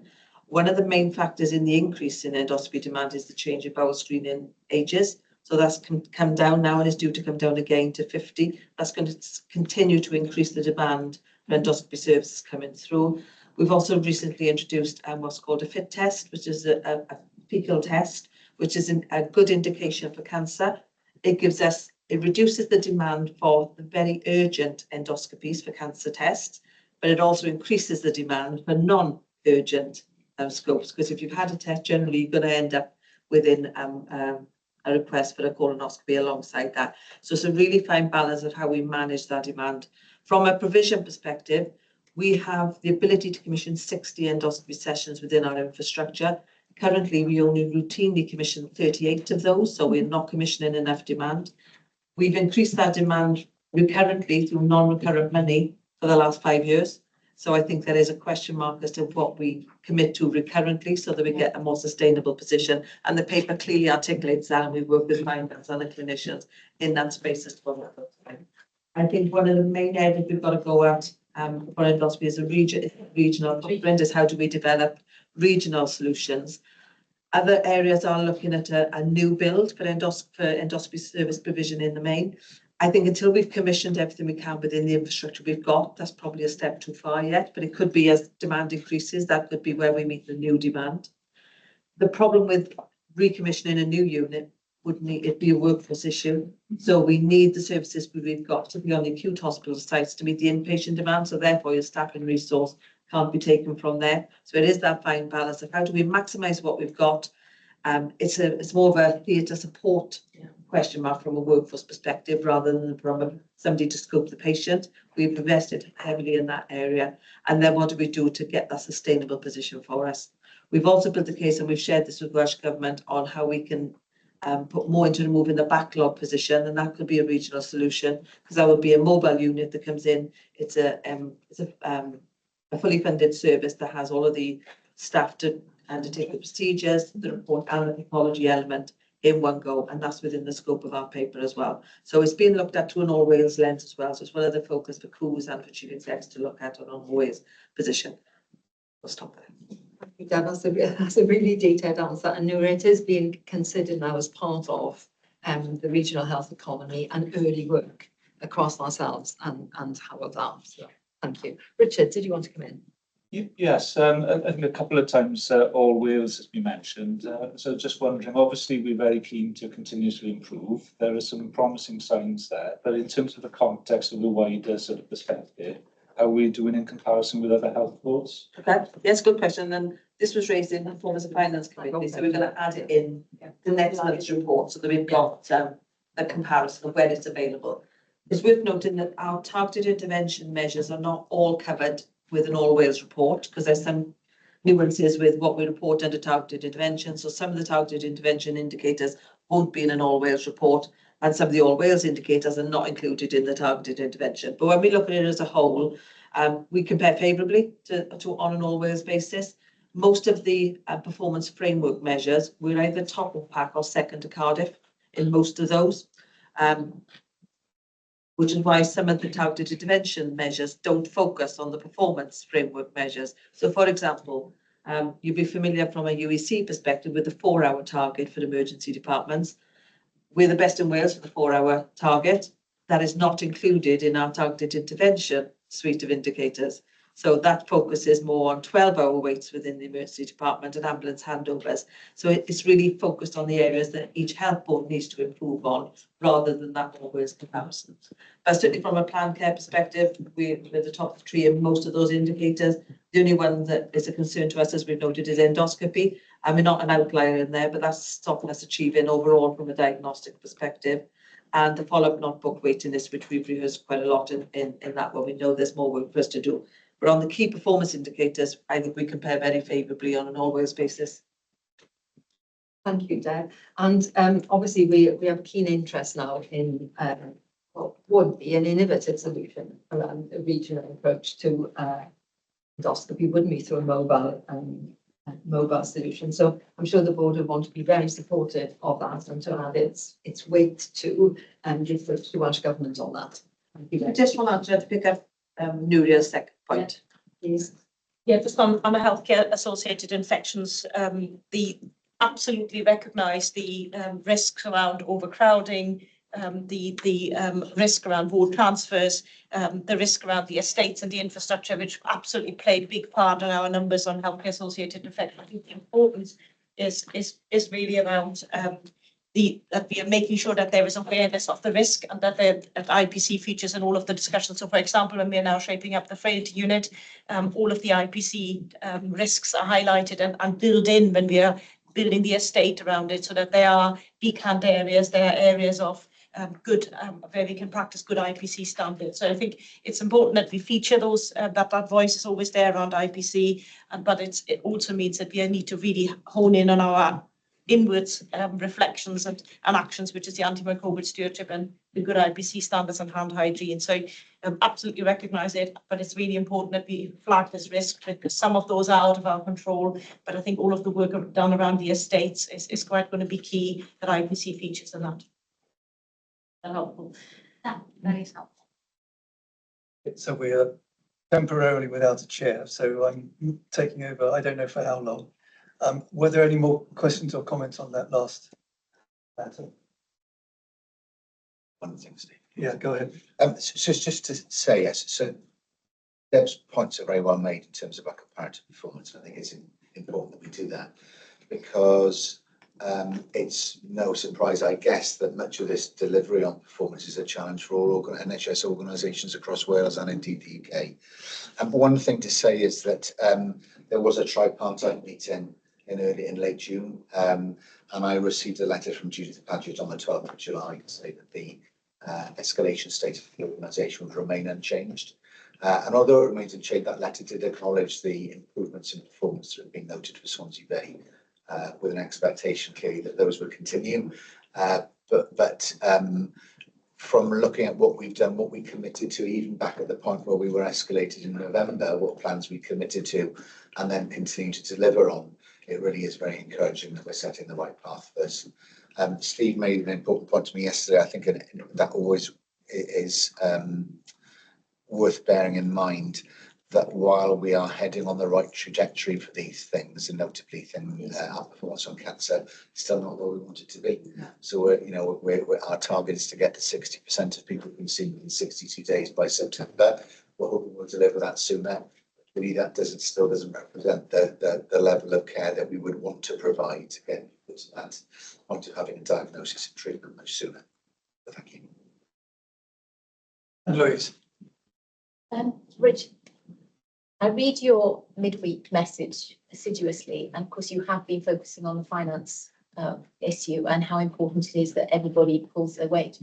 What I haven't noticed is that actually over a lot of the requirements we are making progress, and I would like to see it so that staff know that what they're doing has been recognised by Welsh Government, because it is difficult for them to see what you're saying, which is, do more, do more, do more, without saying we're actually making some progress. I agree, and we'll focus on that. And I think in terms of that messaging, I'll bring Richard in a second as well. We focused on really the strong messaging about the money, because that is such an issue for us. But keen then that we also, through the Ask Richard, for example, trying to make that live. So what does that mean? But also emphasising that it still means, we're not saying we're going to stop our quality. Actually, we're going to still deliver on what we've said in terms of performance and what we want to do in terms of outcomes and experience too. So that might just reflect the difference between the email message and the conversations. But Richard, maybe. Yeah, just to say that the timing is great, because the midweek message that will go out this week, the lead item in it is about performance and the progress that we're making on that front. And as you say, I think it's really important that we recognise that and thank staff for the efforts there. So it's about getting a balance, because we still can't take our foot off the accelerator in terms of the savings agenda, but it's very much today's midweek message is about recognising performance enhancements. Yeah, it's kind of cause and effect, isn't it, that you need to emphasise. Okay, I can't see everybody down this side, my side, so no more hands. Okay, we're asked to receive this report. I guess this report will come back to the PFC each month, and then the board each 2 months, yeah? Each time the board sits. Okay, thank you very much. So we move on to item 3.5 to receive the finance report. And over to you, Dale. Thank you, Chair. Firstly, I just wanted to apologise to the board for the late publication of this report. It's been agreed to be late to consume the most contemporary information for discussion today. And I'm grateful for the consideration of that. In recognition of this, I won't just take this report to breadth, but I'm just going to talk a little bit longer on some of the key points, just further to get clear articulation of the messages I want to get across. The report this month is in 3 parts. It's got the month 3 revenue position update, the update on the actions to deliver financial improvement in year, and then the usual updates that give on capital and balance sheet items as well. Given the nature of the conversation we've had today in the board meeting, what I'll be doing this morning is focusing on the first 2 sections and happy to take questions on the 3rd section. So in terms of the month 3 financial position, and if I take board members to the bottom of page 4 of the charts, you'll see that in month 3, which is the blue bar, then the 3rd blue bar, we were £7.5 million overspent, which is £3.3 million above the base plan. And that's a plan we all know and acknowledge requires improving. What that does in cumulative terms is puts the health board at £25.8 million reported deficit after 3 months, which the chief executive articulated, against the plan of 12.5. So we're almost double plan and off target. And of course, the board will recall that at the end of last year, we outturned at 16.8 million for the whole year, which was driven largely by much non-recurrent activity, which was within the target control total of 17.1 million, which is an aspiration we still have in terms of delivery, moving through that to balance. In terms of the financial position by month 3, I can describe that in sort of 3 key areas. One is the underlying plan, which is 12.5 million, so it's a quarter of the 50. Run rate pressures above that end of 9.7 million to date, and I'll say a little bit more about that in a moment. And so far in the year to date, we're 3.6 million pounds behind the 26 million pound savings target that we set as part of the overall financial plan. The breakdown of the position in terms of the run rate in particular is set out in table 3 on page 6.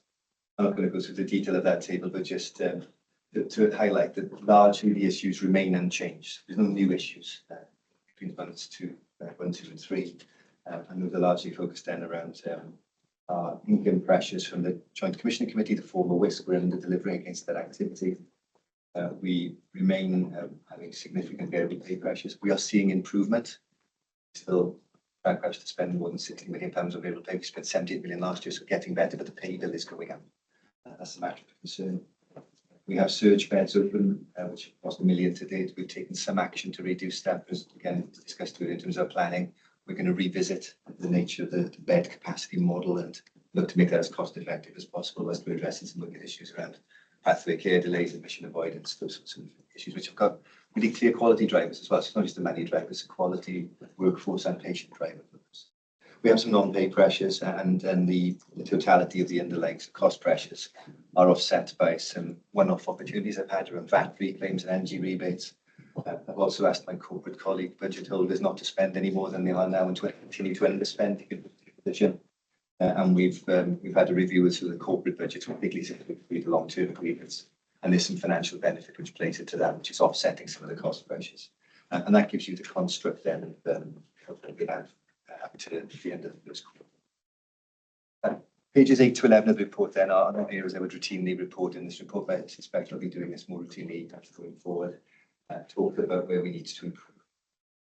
Very clear through the discussions we've had in committee and previous boards, the level of deficit is unacceptable to us and to our scrutineers.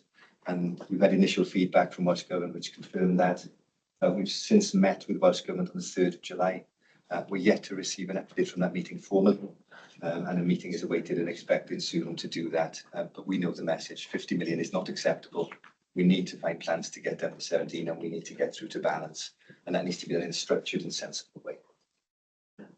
Recently, I've received updated plans from service groups and corporate directors. The discussion of performance of finance committee this week with that those plans do not give me a line of sight to the 50.1, let alone better. And there are risks in those plans as well. So we're not even heading at this stage with confidence to anything that looks like 50.1. In parallel with that, and recognising the challenge, which was largely predictable once we'd had the month 1 and month 2 positions in, as we've set up a recovery and sustainability programme again. Chief executives flagged that. And what that programme is doing under Brian's leadership at the moment, and there are the supporting mechanisms around Brian, is focusing immediately on cost control, and we've issued some quite direct messages into the organisation to help with that. I suspect we will need to do more, and we're working on trying to do that in a collegiate way as possible, bringing the organisation with us and supporting the staff. Second phase of that work will look to identify aspects of service change that we don't currently have in our line of sight, with a view to bringing those online as soon as possible. So it's a control cost, sensible service change, and then a third wave of actually planned service change, which can see us through the challenges of this year to a route to balance that we need to work through together and collectively. And so that's the work we're in the midst of now, and that's the update I wanted to bring today, which is why the table was slightly different. In terms of what do we do next, so we need a plan. We need the scale and challenge that we're facing requires acceleration, pace, and more depth. So the plan will need to be revised to do that. And we will have to have very robust discussions around the choices that exercise will identify through August. And my team are working with the organisation at large to identify what those may be. And we can bring those through some discussion in August into a formal set piece of board, probably in early September, to consider that alongside of that. What we'll do is we'll describe those choices against clear criteria. And those criteria will evaluate the impact of any of the options and choices on quality, safety, access, workforce, partnerships, reputation, and financing. We need to show all of those in terms of the options and choices. And I've already gone back to service groups to add, based on the long lists we've received, to prioritise those. Even the most challenging areas, we need to understand what priority would look like. And then I can do the composite work with executive colleagues to bring that. There are some aspects of our allocations which are protected. And we know, for instance, and we've had a discussion with Target recently, planned care recovery money has been allocated to us directly to address planned care. doing very well with that. We're not anticipating using that to offset the bottom line at this stage. We're using that to treat patients. But what we do have an opportunity to do is reflect on where we have costs which are either incurring avoidable harm or where we're inefficient or not in high productive areas which are easier to mine, perhaps in more challenging choices we'll bring forward for discussion.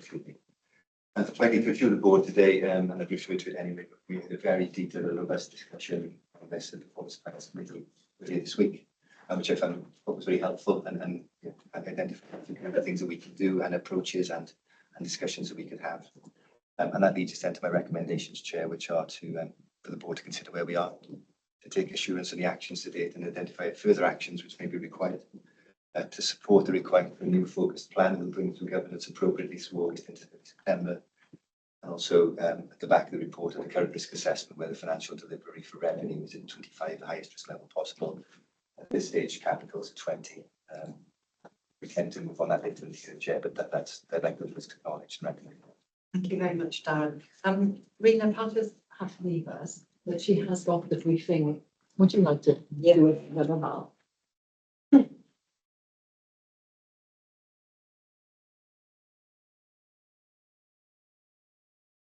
Yes, as Darren has just said, we had a fairly detailed discussion on performance of finance. I think it's sufficient to say that we are very concerned about the financial picture, as we all are. We felt it was imperative that the Health Board does not exceed the 50.1 deficit that we put into our plan, whilst that plan has not been accepted yet by Welsh Government. The savings to deliver this position should be recurrent, with a particular emphasis on that one-offs should not be acceptable to get us below this level. Basically, looking forward then, in terms of the sort of base position, we found it very disappointing that the service groups today, 2 of them, had not come up with their break-even position as requested by the executive and the management board. So they needed to go away and rework these plans and come up with their break-even positions, and to demonstrate that they had looked at both the delivery and the impact in terms of risks of the things that they were putting forward. Because what we were concerned about was there was a lot of reds in the lists that we looked at performance and finance. And in particular, a lot of those reds were actually one-off as opposed to recurrent. So in a way, they don't assist our position in terms of our sustainability going forward. We particularly needed to stress to all of the staff that the pace of savings delivery needed to be accelerated, and that obviously that we were keen that Brian Owens in his new role got sufficient support in terms of doing his role from the staff. And in particular, that the service groups themselves needed to recognise that this was one of the highest priorities at the moment.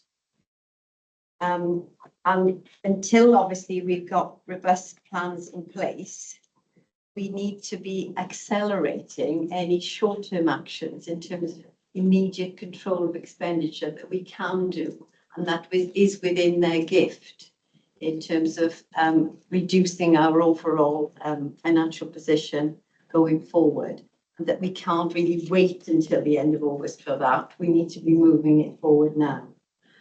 So we felt it was critical overall that we continue to reinforce the position to staff, that we are in a very challenging position this year, and we've been assured by Welsh Government that no more money will be coming forward. So we need to actually be giving this our real focus going forward. I think that's totally it. So do you want to come in on that? Jen, you raised some really important points, Rena. So it's unquestionably the top order of priority for the service groups.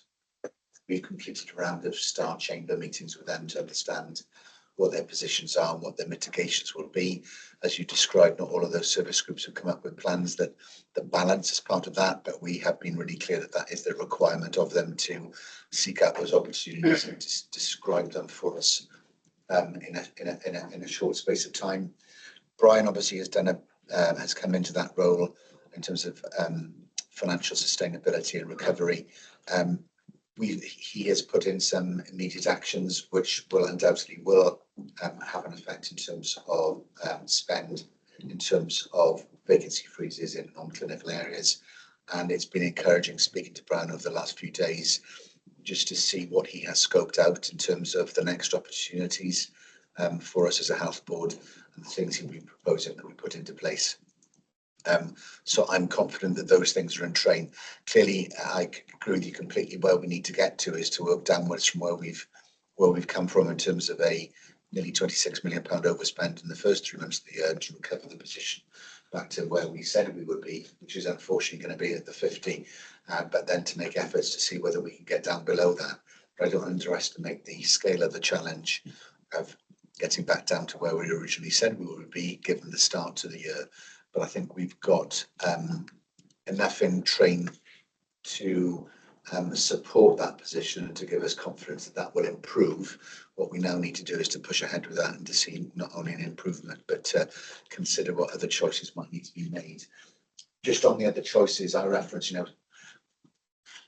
we're being asked by Welsh Government to describe the choices that we would need to make in order to bring that deficit down.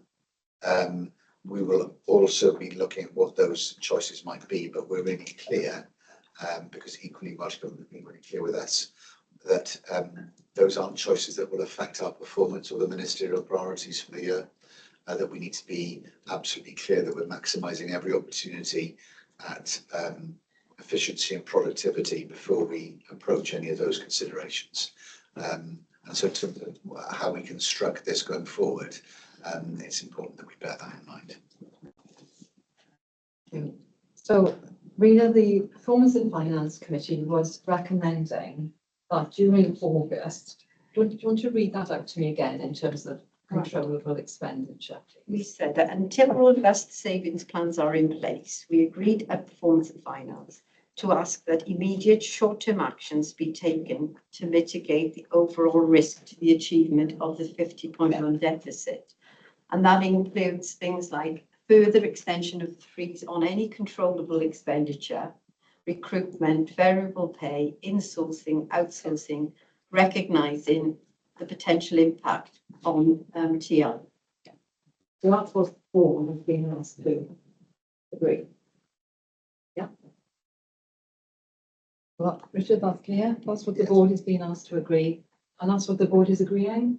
Because this is going to represent a really short, sharp shock to the organisation during August while plans are worked through further. And it is painful, and we know that. And as we said at the beginning, it is important to take staff.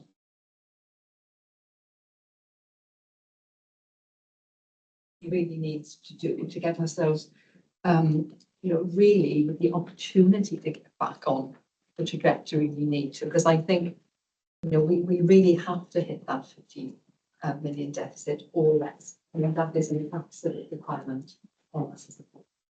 Steve, did you want to come in and add anything there? I'd like to ask Darren the same question I asked in PFC a couple of days ago, which is, you talk about the Brian Owens team, but as we discussed, the team consists of bits of people, not full-time. So how do you envisage that team being built up? What will its strength be? And something which I haven't asked, because I only come to my attention yesterday, that there's something in the organisation called an improvement team, and I wonder whether they are involved in, whether they're part of the Brian setup. So in terms of the team, you're absolutely right. There are core team members that we've reassigned from our Savings Programme Management Office. Those are substantively employed people within finance. Be really clear with this, we're not going to incur any additional cost. We're moving people around the organisation to support.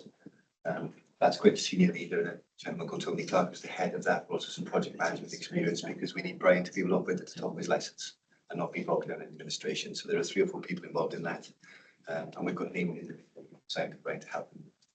We've then got some senior clinical leaders that are part of executive directors' portfolios who are able to give around a day a week each. We've got identified a senior consultant, orthopedics, which is going to help more broadly, not just orthopedics, later on medical staffing issues. We've got some really established leadership in the nursing fraternity and sisterhood that can help as well.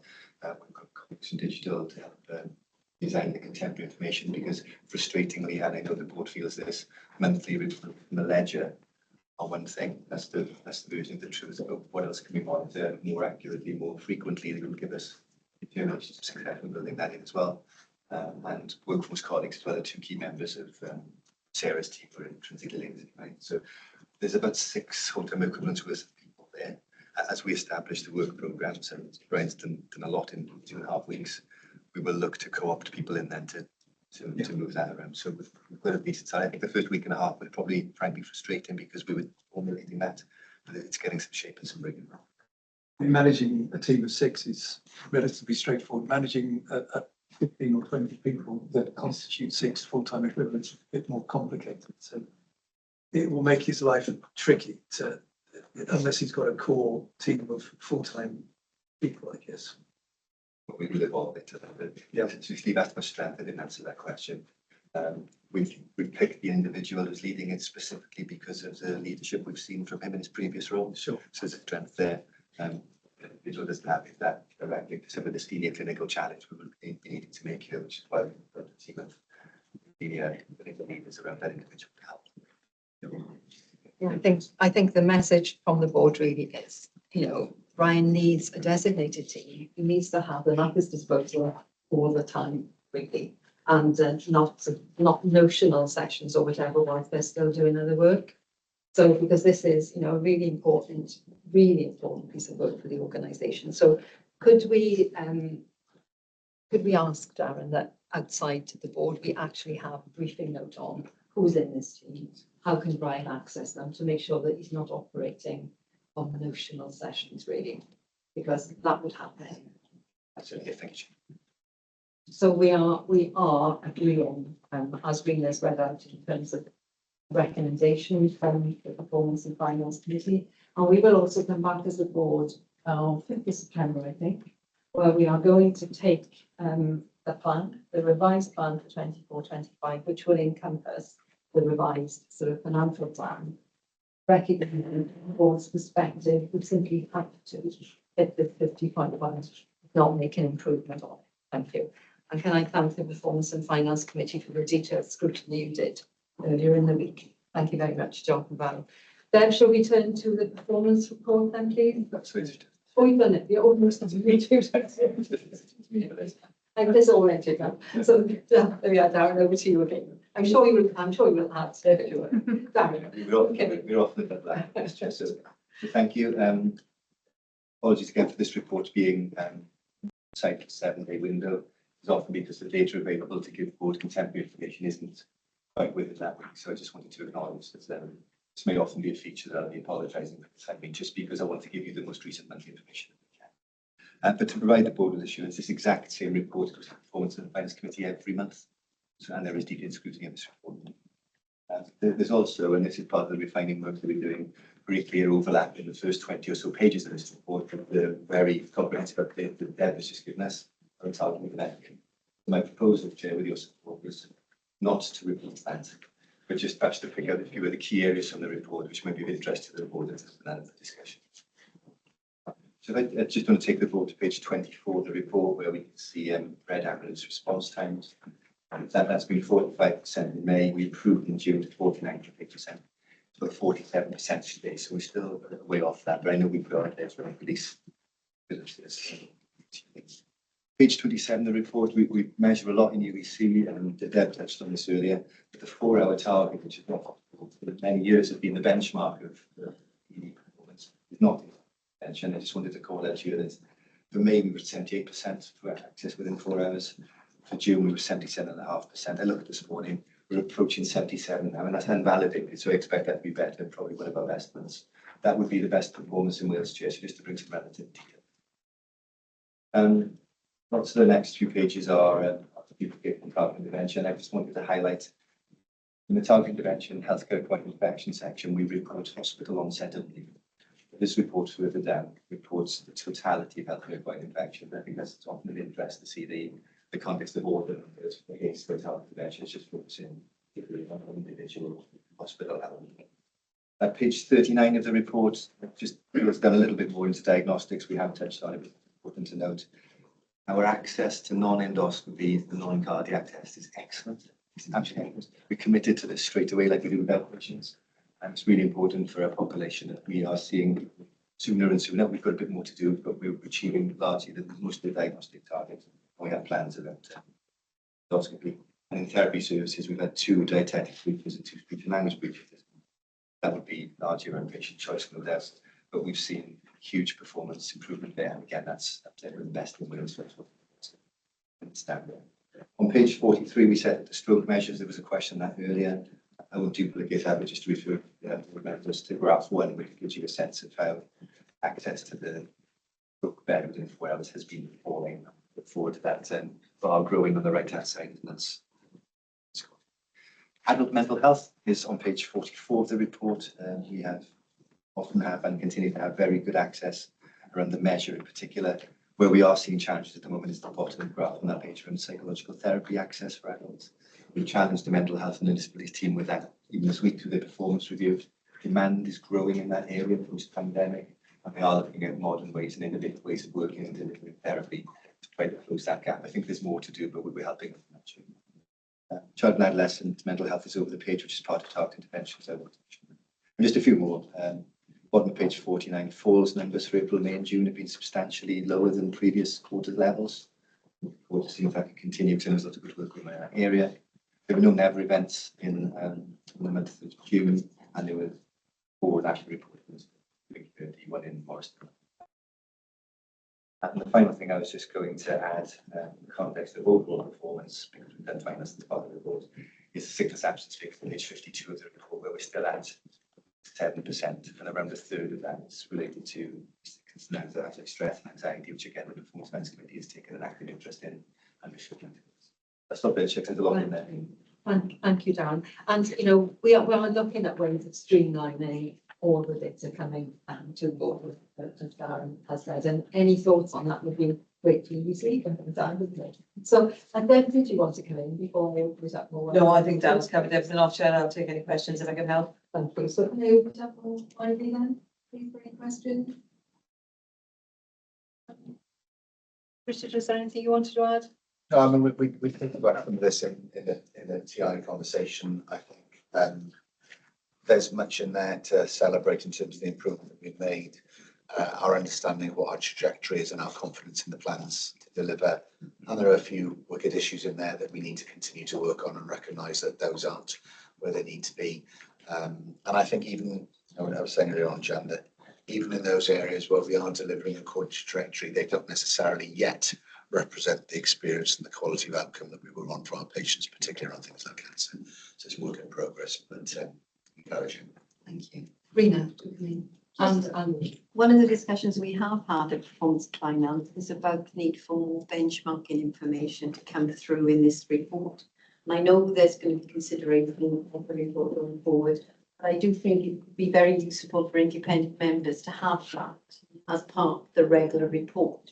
And then obviously to understand to what level the service groups in particular have looked at that benchmarking information and used it in terms of how they, you know, are running their services and whether other people are doing so much better, to investigate why they're doing that much better. And I know a bit of this going on anyway, but I just feel it would give us more assurance if we had that information. And Louise, then Deb. I have 2 questions. One relates to staff sickness, and I wondered how we are doing against the other health boards in Wales, whether, because it does seem high and it's not going down as fast as I'm sure we'd like to see it go down. So I'd be interested in that. And the other one is, and I know I've banged on about this before, is theatre efficiency, and it looks as if it's getting worse, and I just wonder whether there's a reason for that. I'll give you all those points. So on Rena's point, Darren and I had a conversation about this yesterday on our need to improve where we are benchmarking and using some of the data sets available for us. We will include what we've got in more regular intervals into the performance reports.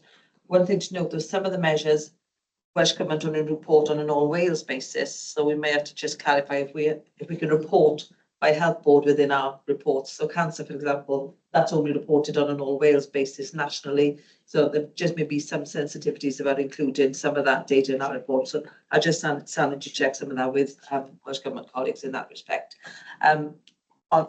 Louise's is the theatre efficiency one in the first place, if I tackle that one. So we're doing a lot of work in that space at the moment.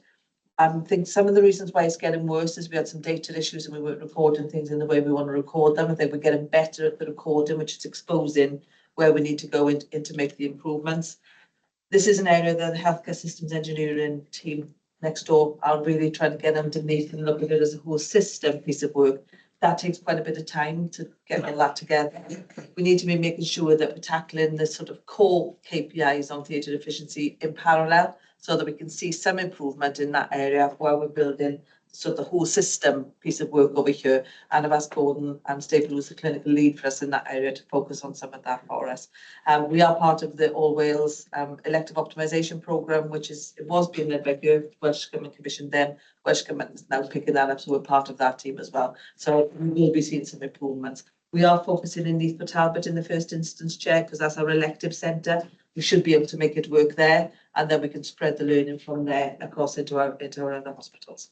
Thank you, Deb. And of course, Ali says, yeah, the sickness issue. sorry, I'll come to Sarah in a minute. So performance and finance will obviously be following through on all aspects of efficiency, use of the vault, etc., etc. And if we could agree, if we could have a production of that agreed data set in September, board and committee, that would be really helpful. So Sarah, do you want to come in specifically on sickness absence, please? Certainly. In the context of how we do it in the rest of the Wales, we're the lower end of the table of where we absolutely want to be in that respect. And that's been the case actually pre-COVID and post-COVID in Swansea Bay's position. So what we've been trying to focus on is really understanding and deep diving in our hotspot areas, appreciating actually where benchmarking becomes really important in terms of the team that I have here comparably compared to some of the other larger health boards. I have a much smaller team in the operational working space that enables us to do that. So we work really smartly in that sense, focused on our hotspot areas. So if I take Morriston, for example, we've created a dedicated role there through funding from the service group to really look and understand why is it our stress anxiety levels are increasing. We had over 80% sickness in that space. Through that work, what we've done is identify that a number of our long-term sickness absence related to our over 50 employees linked to caring, responsibilities and bereavement. It's no surprise actually that the front door challenges that we have in terms of our frail and elderly population, there are families of our staff, that's having an impact. So what it allowed us to do by having that dedicated resource go in and look at it, it means we've got the right interventions in terms of what we've moved. So we've moved from 8% to nearer 5%, which actually is the national target. So it proves a concept in terms of the way that we're going to approach sickness management moving forward. We've done the same in estates and facilities where we had in excess of 10% sickness absence. We have a lot of change there, a lot of deep diving in terms of understanding that, and bespoke initiatives that look at how we support that. That's been reduced as well.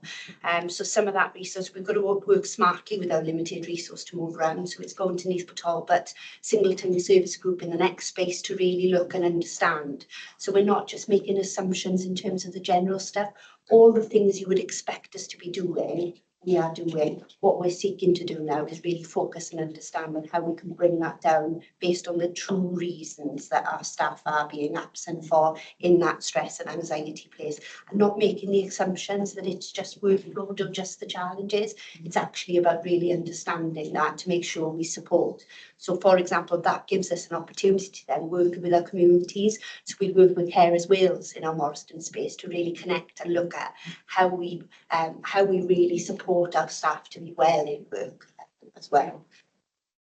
Nice. It is true that when Pat and I met at the Estates Department recently, the sickness level at the moment is over 20%, which is challenging for the staff who remain in post, which of course leads in turn to more sickness. So it's a really vicious circle if it's not broken.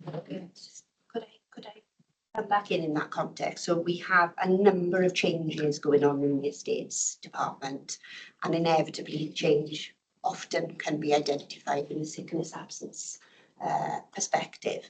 Those are some changes that we as an organisation haven't done for a number of years, but perhaps should have done.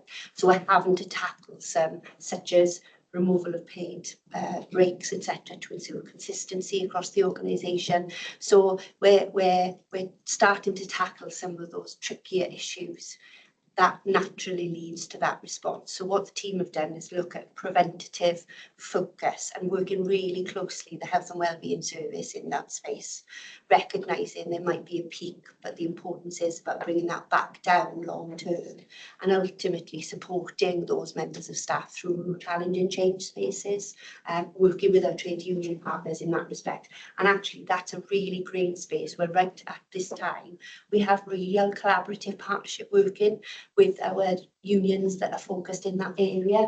Actually, our vice chair of the partnership forum is part and parcel of shaping those health and wellbeing plans with us, so we're doing it in true social partnership. So here you absolutely, we're doing all we can in those spaces. So how long will it be before you can come back and tell us what the outcome of that kind of work? Of the work. So I can tell you the trend and the outcome. We took it to ward committee actually last meeting. We spotlight on estates and facilities and Morriston. It's my intent to spotlight on mental health and on Neathcote Talbot Singleton within the next round. Yes. We brought a presentation to board, if you remember, last board meeting around our staff resilience, etc. If we want to go into a deep dive, I've got no problem in doing that, bringing it to next board. Thank you, Sarah. I've just asked Nuria to come in and then we'll determine the next steps then involving the Workforce Committee. Nuria? So in terms of Workforce and OD, we did that deep dive and we had a really good presentation on some of the things that we've been implementing already and some of the outcomes that has led to. The concern from the Workforce and OD Committee, from members of the Workforce and OD Committee, was that middle management and that ownership of some of these of these areas and some of the implementation of the things that we all know are working. So I think that's where we really need to press moving forward. That would be what I would add. I think that there's been quite a lot of debate about sickness absence in the Workforce and OD Committee, and we're now really having that information about what's actually working in terms of interventions, and they've done a fantastic job in actually measuring what works out there too. So I think we're in a better space, but that ownership across the organisation isn't where it should be yet. I think that's where we really need to focus our attention, and I think that was acknowledged in the committee.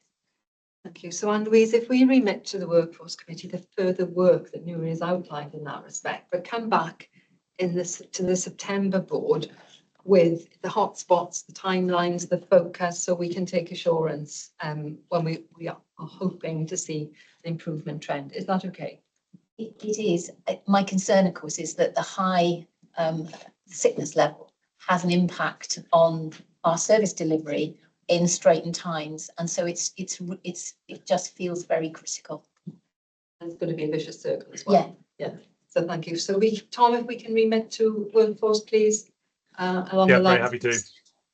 Yeah, absolutely. Thank you very much. So there's a lot of work as a consequence of that report, Darren and Deb. Thank you very much.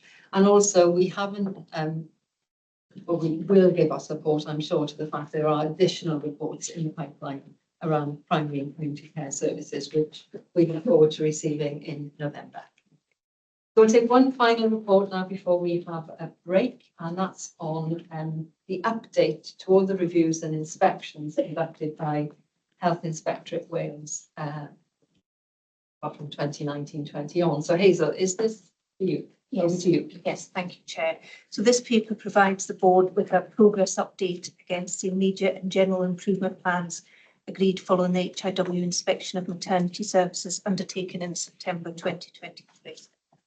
Additionally, you will see also a broader update on previous HIW inspections and progress against any ongoing actions.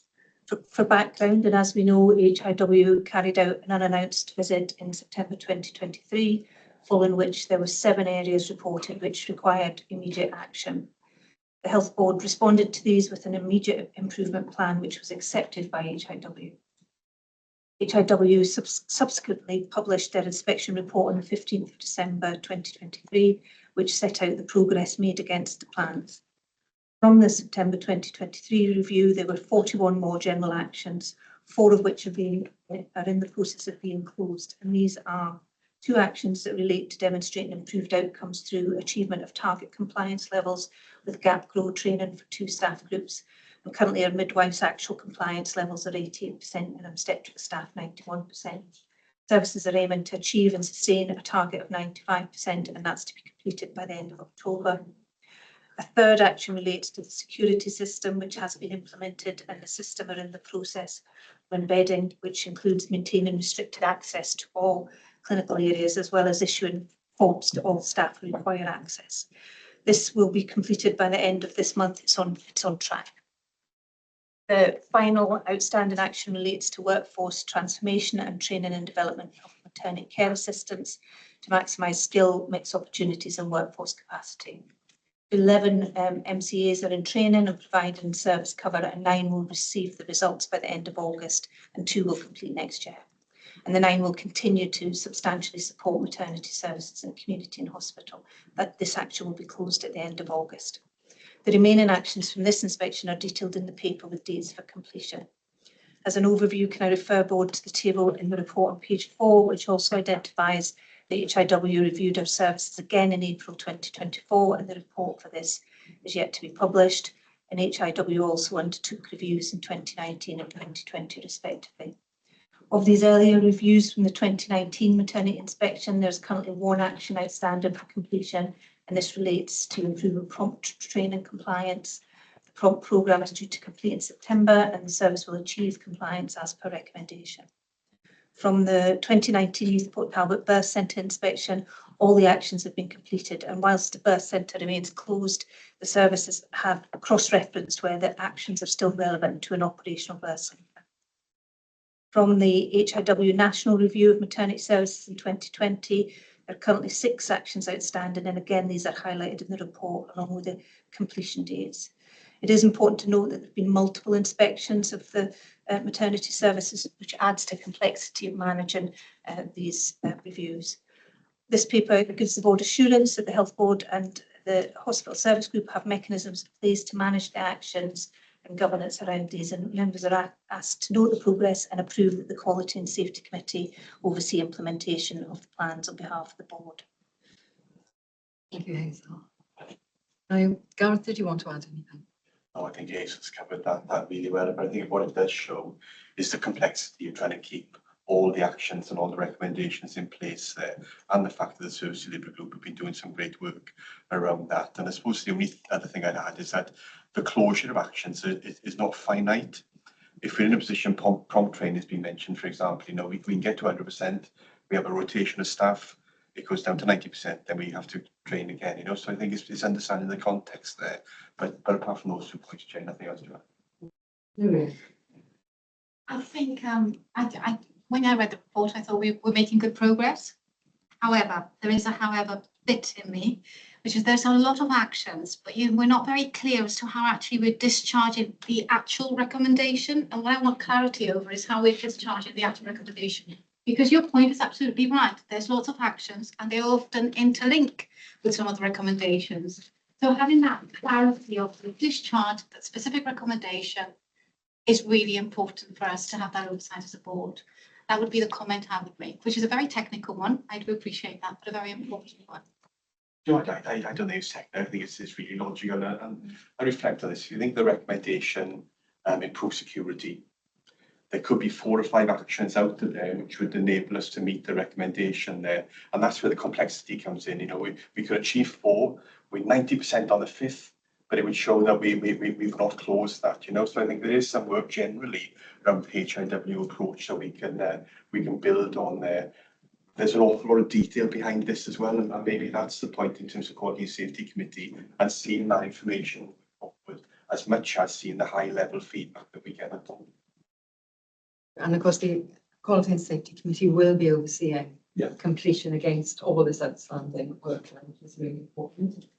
I think you talk about complexity.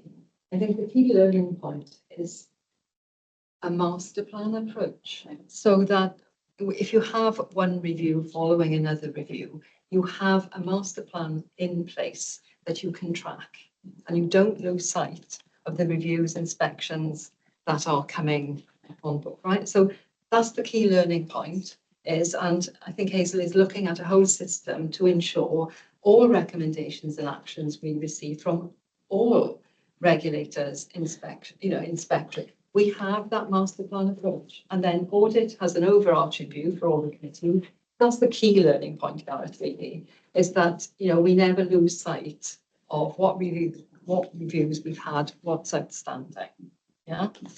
Okay, so I think that is one of the key learning points for us. Richard, did you want to add there? No, I agree with that. And there's a bit to learn in this, isn't there, about keeping track of, well, two things. One is making timescales timely in terms of developing actions to ignore recommendations. I take your point entirely, Gareth, about the detail. And I think there's something to learn for us there about the number of actions that we put in place, the number of recommendations to be really crisp, to address Nuria's point about actually getting to the nub of what the recommendation is.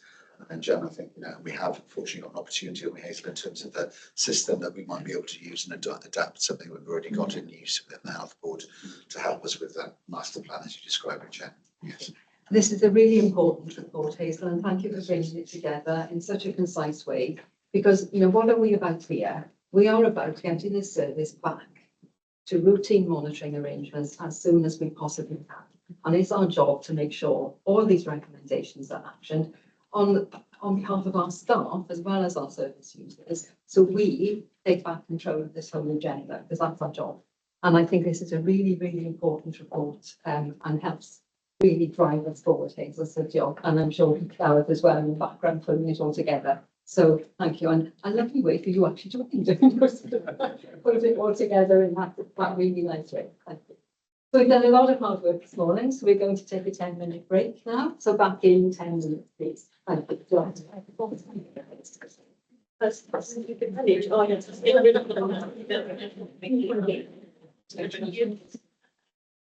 I need a weird And nice tight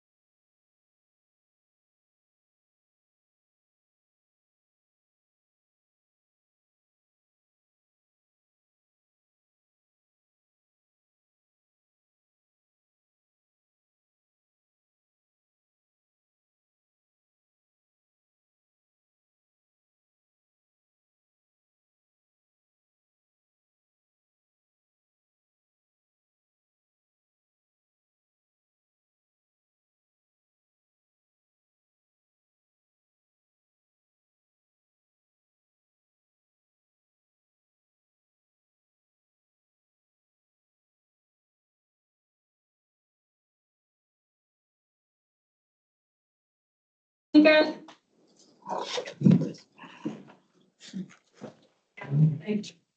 Croeso nôl, welcome back everyone. Just need to check the apologies again now as we come back. So early this morning, our apologies were from Jean, Keith, Matt, John, and of course we have Dee Roberts with us and Chris Morell, and we've had Alison Clark, Andrew Jarrett, and for this section now we also have to add Matt.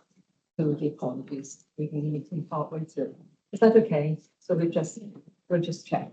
So we resume now on section 4 with reports on corporate governance. And as I've said earlier in the meeting, there are a number of different strands to good governance. We are focusing today on corporate governance. So, Hazel. So the report in May sets out the matters considered in committee, national surplus, business cycle, policy register, which is routinely reported to the board. And the main focus of this paper today is around proposed changes to the committee structure, establishing a digital research and innovation committee and committee board subject to approval. The Quality and Safety Committee reducing that to 8 meetings a year, which will allow the service group to present twice a year, and also set up changes in membership for the committees for the intended members as one for consideration. Then in terms of the board effectiveness action plan, we've added 3 new actions. One relates to the development of 2 protocols. One is a board business protocol. The second is a protocol for in-committee business matters, which we will then use to review after each committee meeting to test whether we complied with it. The second one then relates to a review of Quality and Safety Committee terms of reference, and also the Quality and Safety Governance group terms of reference, and both effectiveness of those of that committee and group as well. And then third action relates to something we touched on in the previous report, the 20 report, around the introduction of an electronic system to log and monitor and record all recommendations and actions for external inspections. So we've started to do some work in testing a system known as AMAT, and also we are looking at other systems as well, where we're hoping by November that we'll have this system fully set up and operational going forward and fully functioning there. So those are the main issues I wanted to bring to the board's attention, and happy to take questions. Thank you. Thank you, Hazel. And just to put on record as well, all the hard work that's gone into that on your part and the part of the team as well. Because there's been such a lot of work and such a lot of consultation with everyone, particularly around changes to membership, etc., of the board committees. Can we take that one first? Changes to board committees? Go that way? Take that one. Steve? It's just the drafting point. Hazel, saying the Quality and Safety Committee meetings of August, December and April will occur, but I think you mean won't occur. Won't occur, Yeah, it's the opposite. Yeah, That would one spotted best. Good, thank you. So are we happy to approve that? And of course, as the year goes on, and you know, individuals see how they feel in terms of different committee memberships. Obviously, we'll see how we go, shall we? And just keep track as the meetings go on. I say looking at you, Muriel. So then, It's appreciated. Thanks, Chair. okay. So we move on then to the board business protocol. This is just really a benchmark for all of us in terms of how we conduct board meetings, how we prepare, how we are during the meeting itself and after the meeting. And it is helpful to have that benchmark. So are we happy with that? Yes. Thank you. And are we happy then with protocol for taking matters in private session, which, as I said earlier, we will review every time we take matters in committee, just to make sure that we're in compliance with that. So what else do we need to do? Is that okay? Want to change the timings for quality and safety? Yeah, everybody happy with that? As directed by Steve. So anything else we need to do here? No, are we good? So thank you ever so much, everyone. And as I say, an awful lot of work has gone outside there. We'll review it at the year end formally if we don't do it before. Yeah. So then we come to key issues report from charitable funds, and we put this under governance because really that's where it fits, Maria. So I'll go over to you. I think it's welcome that it's under governance, and thank you very much, Jan. Just to update you, we looked at some of the financial challenges and opportunity around costs and fundraising, and assure you that we're looking at a financial plan into the future. And I'm looking at Darren and Richard, because there's quite a lot of work that we're going to put in place to make sure that our strategy has that robust financial plan going forwards. The committee approved 56k of charitable funds to purchase a robotic device to better treat patients with specific choleric conditions. So it's really exciting, and we're very pleased to be able to do that. We also considered a proposal to use the stroke fund legacy in support of endoscopy evaluation, but we did request more detail around the revenue in particular. So that's going to come at a later point. The Health Board charity that has been mentioned earlier has been named as Swansea City Football Club charity partner, and we are absolutely delighted and really looking forward to working closely with them on our Cut to Close campaign. And I would like to point out the mugs that you should have, or most of you have at least, and the pins that we have for the charity, and encourage you, and my ask for the board today is to encourage you to please share and spread the word around about the charity and the incredible work that it does. That's Richard. Yeah, just to add, if I may, so a couple of things. So one is the charity is doing a lot of work to raise its profile. So one part of that will be a new website, which I'll email everybody about shortly. So that's a significant improvement in what the charity's got. And the other thing I want to say on the back of what Nuria said about the Cut Close appeal, and Swansea City supporting that. A big thanks to Mal Pope actually for the work that he's done there, because it was instrumental in making that link. And making that into a formal partnership for the entire season. So a big thank you to Mal Pope. I'm sure we'd want to get that on behalf of the club board. Thank you. Exciting, really exciting. And of course, we've got Jiffy's bike ride as well. We've got a bike run. We've got for all those bikers out there, we've got the Jiffy bike run happening too. And there is even more exciting work afoot in the Cancer Centre, which we'll be able to update you in the coming months too. So there's lots happening. The website, Richard has promised, is going to be one of the best in the world. So, so I said weird. There's a ambition there, yes.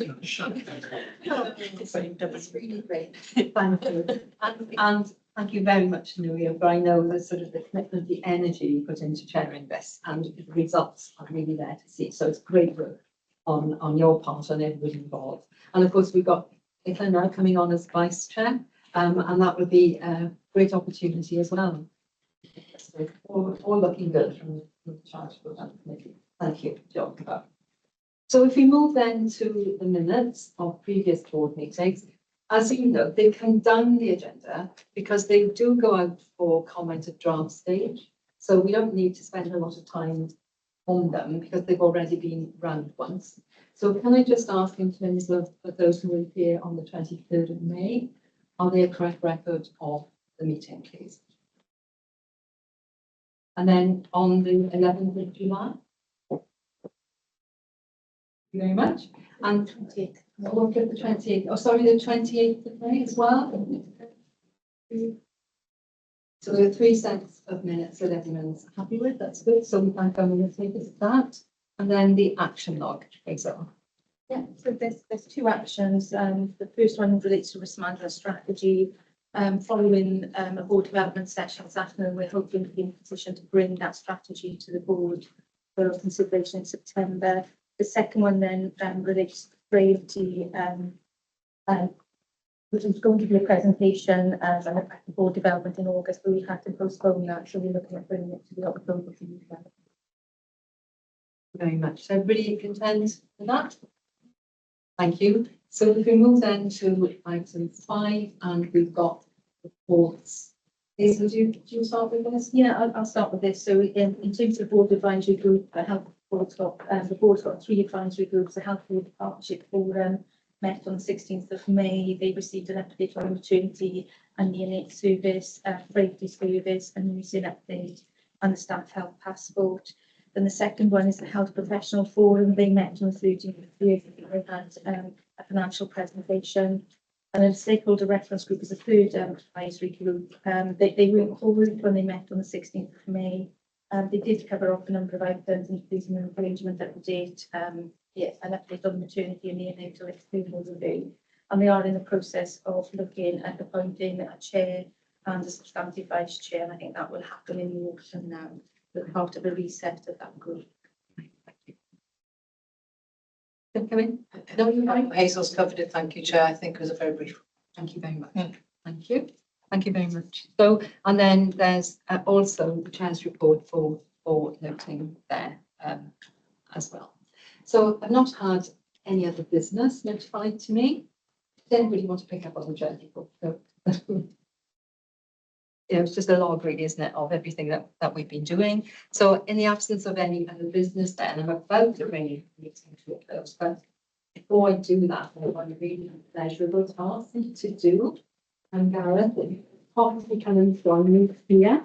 I'm going to present this to you on behalf of your board colleagues before your retirement. And I've got a lovely piece here. So I hope you recognise yourself from this. So you are recognised as a values-driven and very experienced leader. You're passionate about taking care, very supportive and understanding of staff needs and their well-being. And in the short time you and I have worked together, I've seen that in practice when we've been around the maternity unit. So I understand that the phrase almost always used about you is that you are a kind and compassionate leader, very caring towards your colleagues, staff, service users, and we really keep the well-being of patients under our care at the forefront of your mind. You've been effective as a leader, and really that's been through some very, very challenging, complex periods, and particularly COVID, and you and I have spoken about the leadership challenges of COVID, and you've been a very, very strong professional and executive lead. You haven't just been a great director of nursing, you've been a fantastic colleague, as everyone who's said, and you are going to be so very much missed. So on behalf of the board, this is for you. Thank you. With our very best wishes for the future and for the next adventure that you have.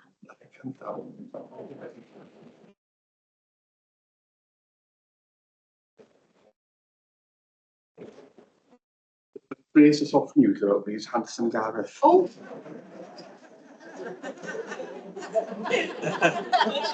That's lovely. Thank you very much. And you know, today's been a bit surreal, so sorry if I've been a bit quiet and withdrawn really. This I worked it out last night. This is my 140th board. This 10 a year or 40 years, isn't it? You get there. But I love this board. I think it's the best I've worked on. It's the most open I've worked on. It's the most challenging, to be fair. And I think the one that always comes back to why we're here, and it's looking after patients and our communities, isn't it, and our staff. And I'm sitting there, right, and I'm a leaf boy, so bear with me. I won't take long. But I'm sitting here, right? Recording.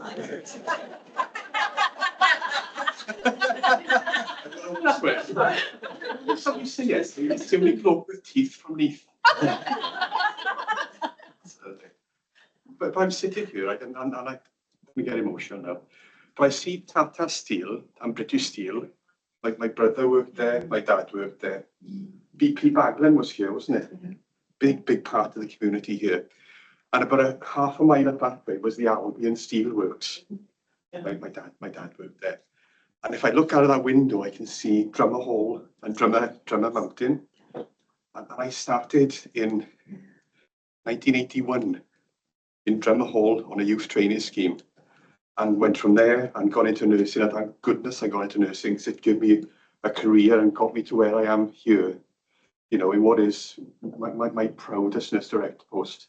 And being from Leith and looking after this part of the world has been one of my greatest privileges, you know. And but the reason why I say that is it's full circle, and it feels full circle. And for those of you who think, is it time to go? You know, last month, right? I've been told I need a knee replacement. I'm pre-diabetic, so that was I've created a retina this week. And yeah, I know it's sympathy now, but I'm just thinking my body's giving up. So when I look at the reason why I'm sort of moving on now, nearly 60, that there's a whole big world out there. But the one thing I will never do, is forget Swansea Bay. because this is a wonderful organisation looking after what is a wonderful part of the world.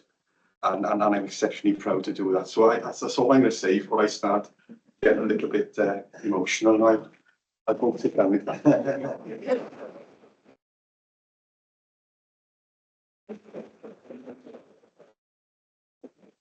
On that really positive note, I'm going to bring the meeting to an end. Diolch yn fawr iawn i gyd am eich cyfraniadau. Barod da. So thank you all very much for your contributions. It has been a very good meeting. Thank you.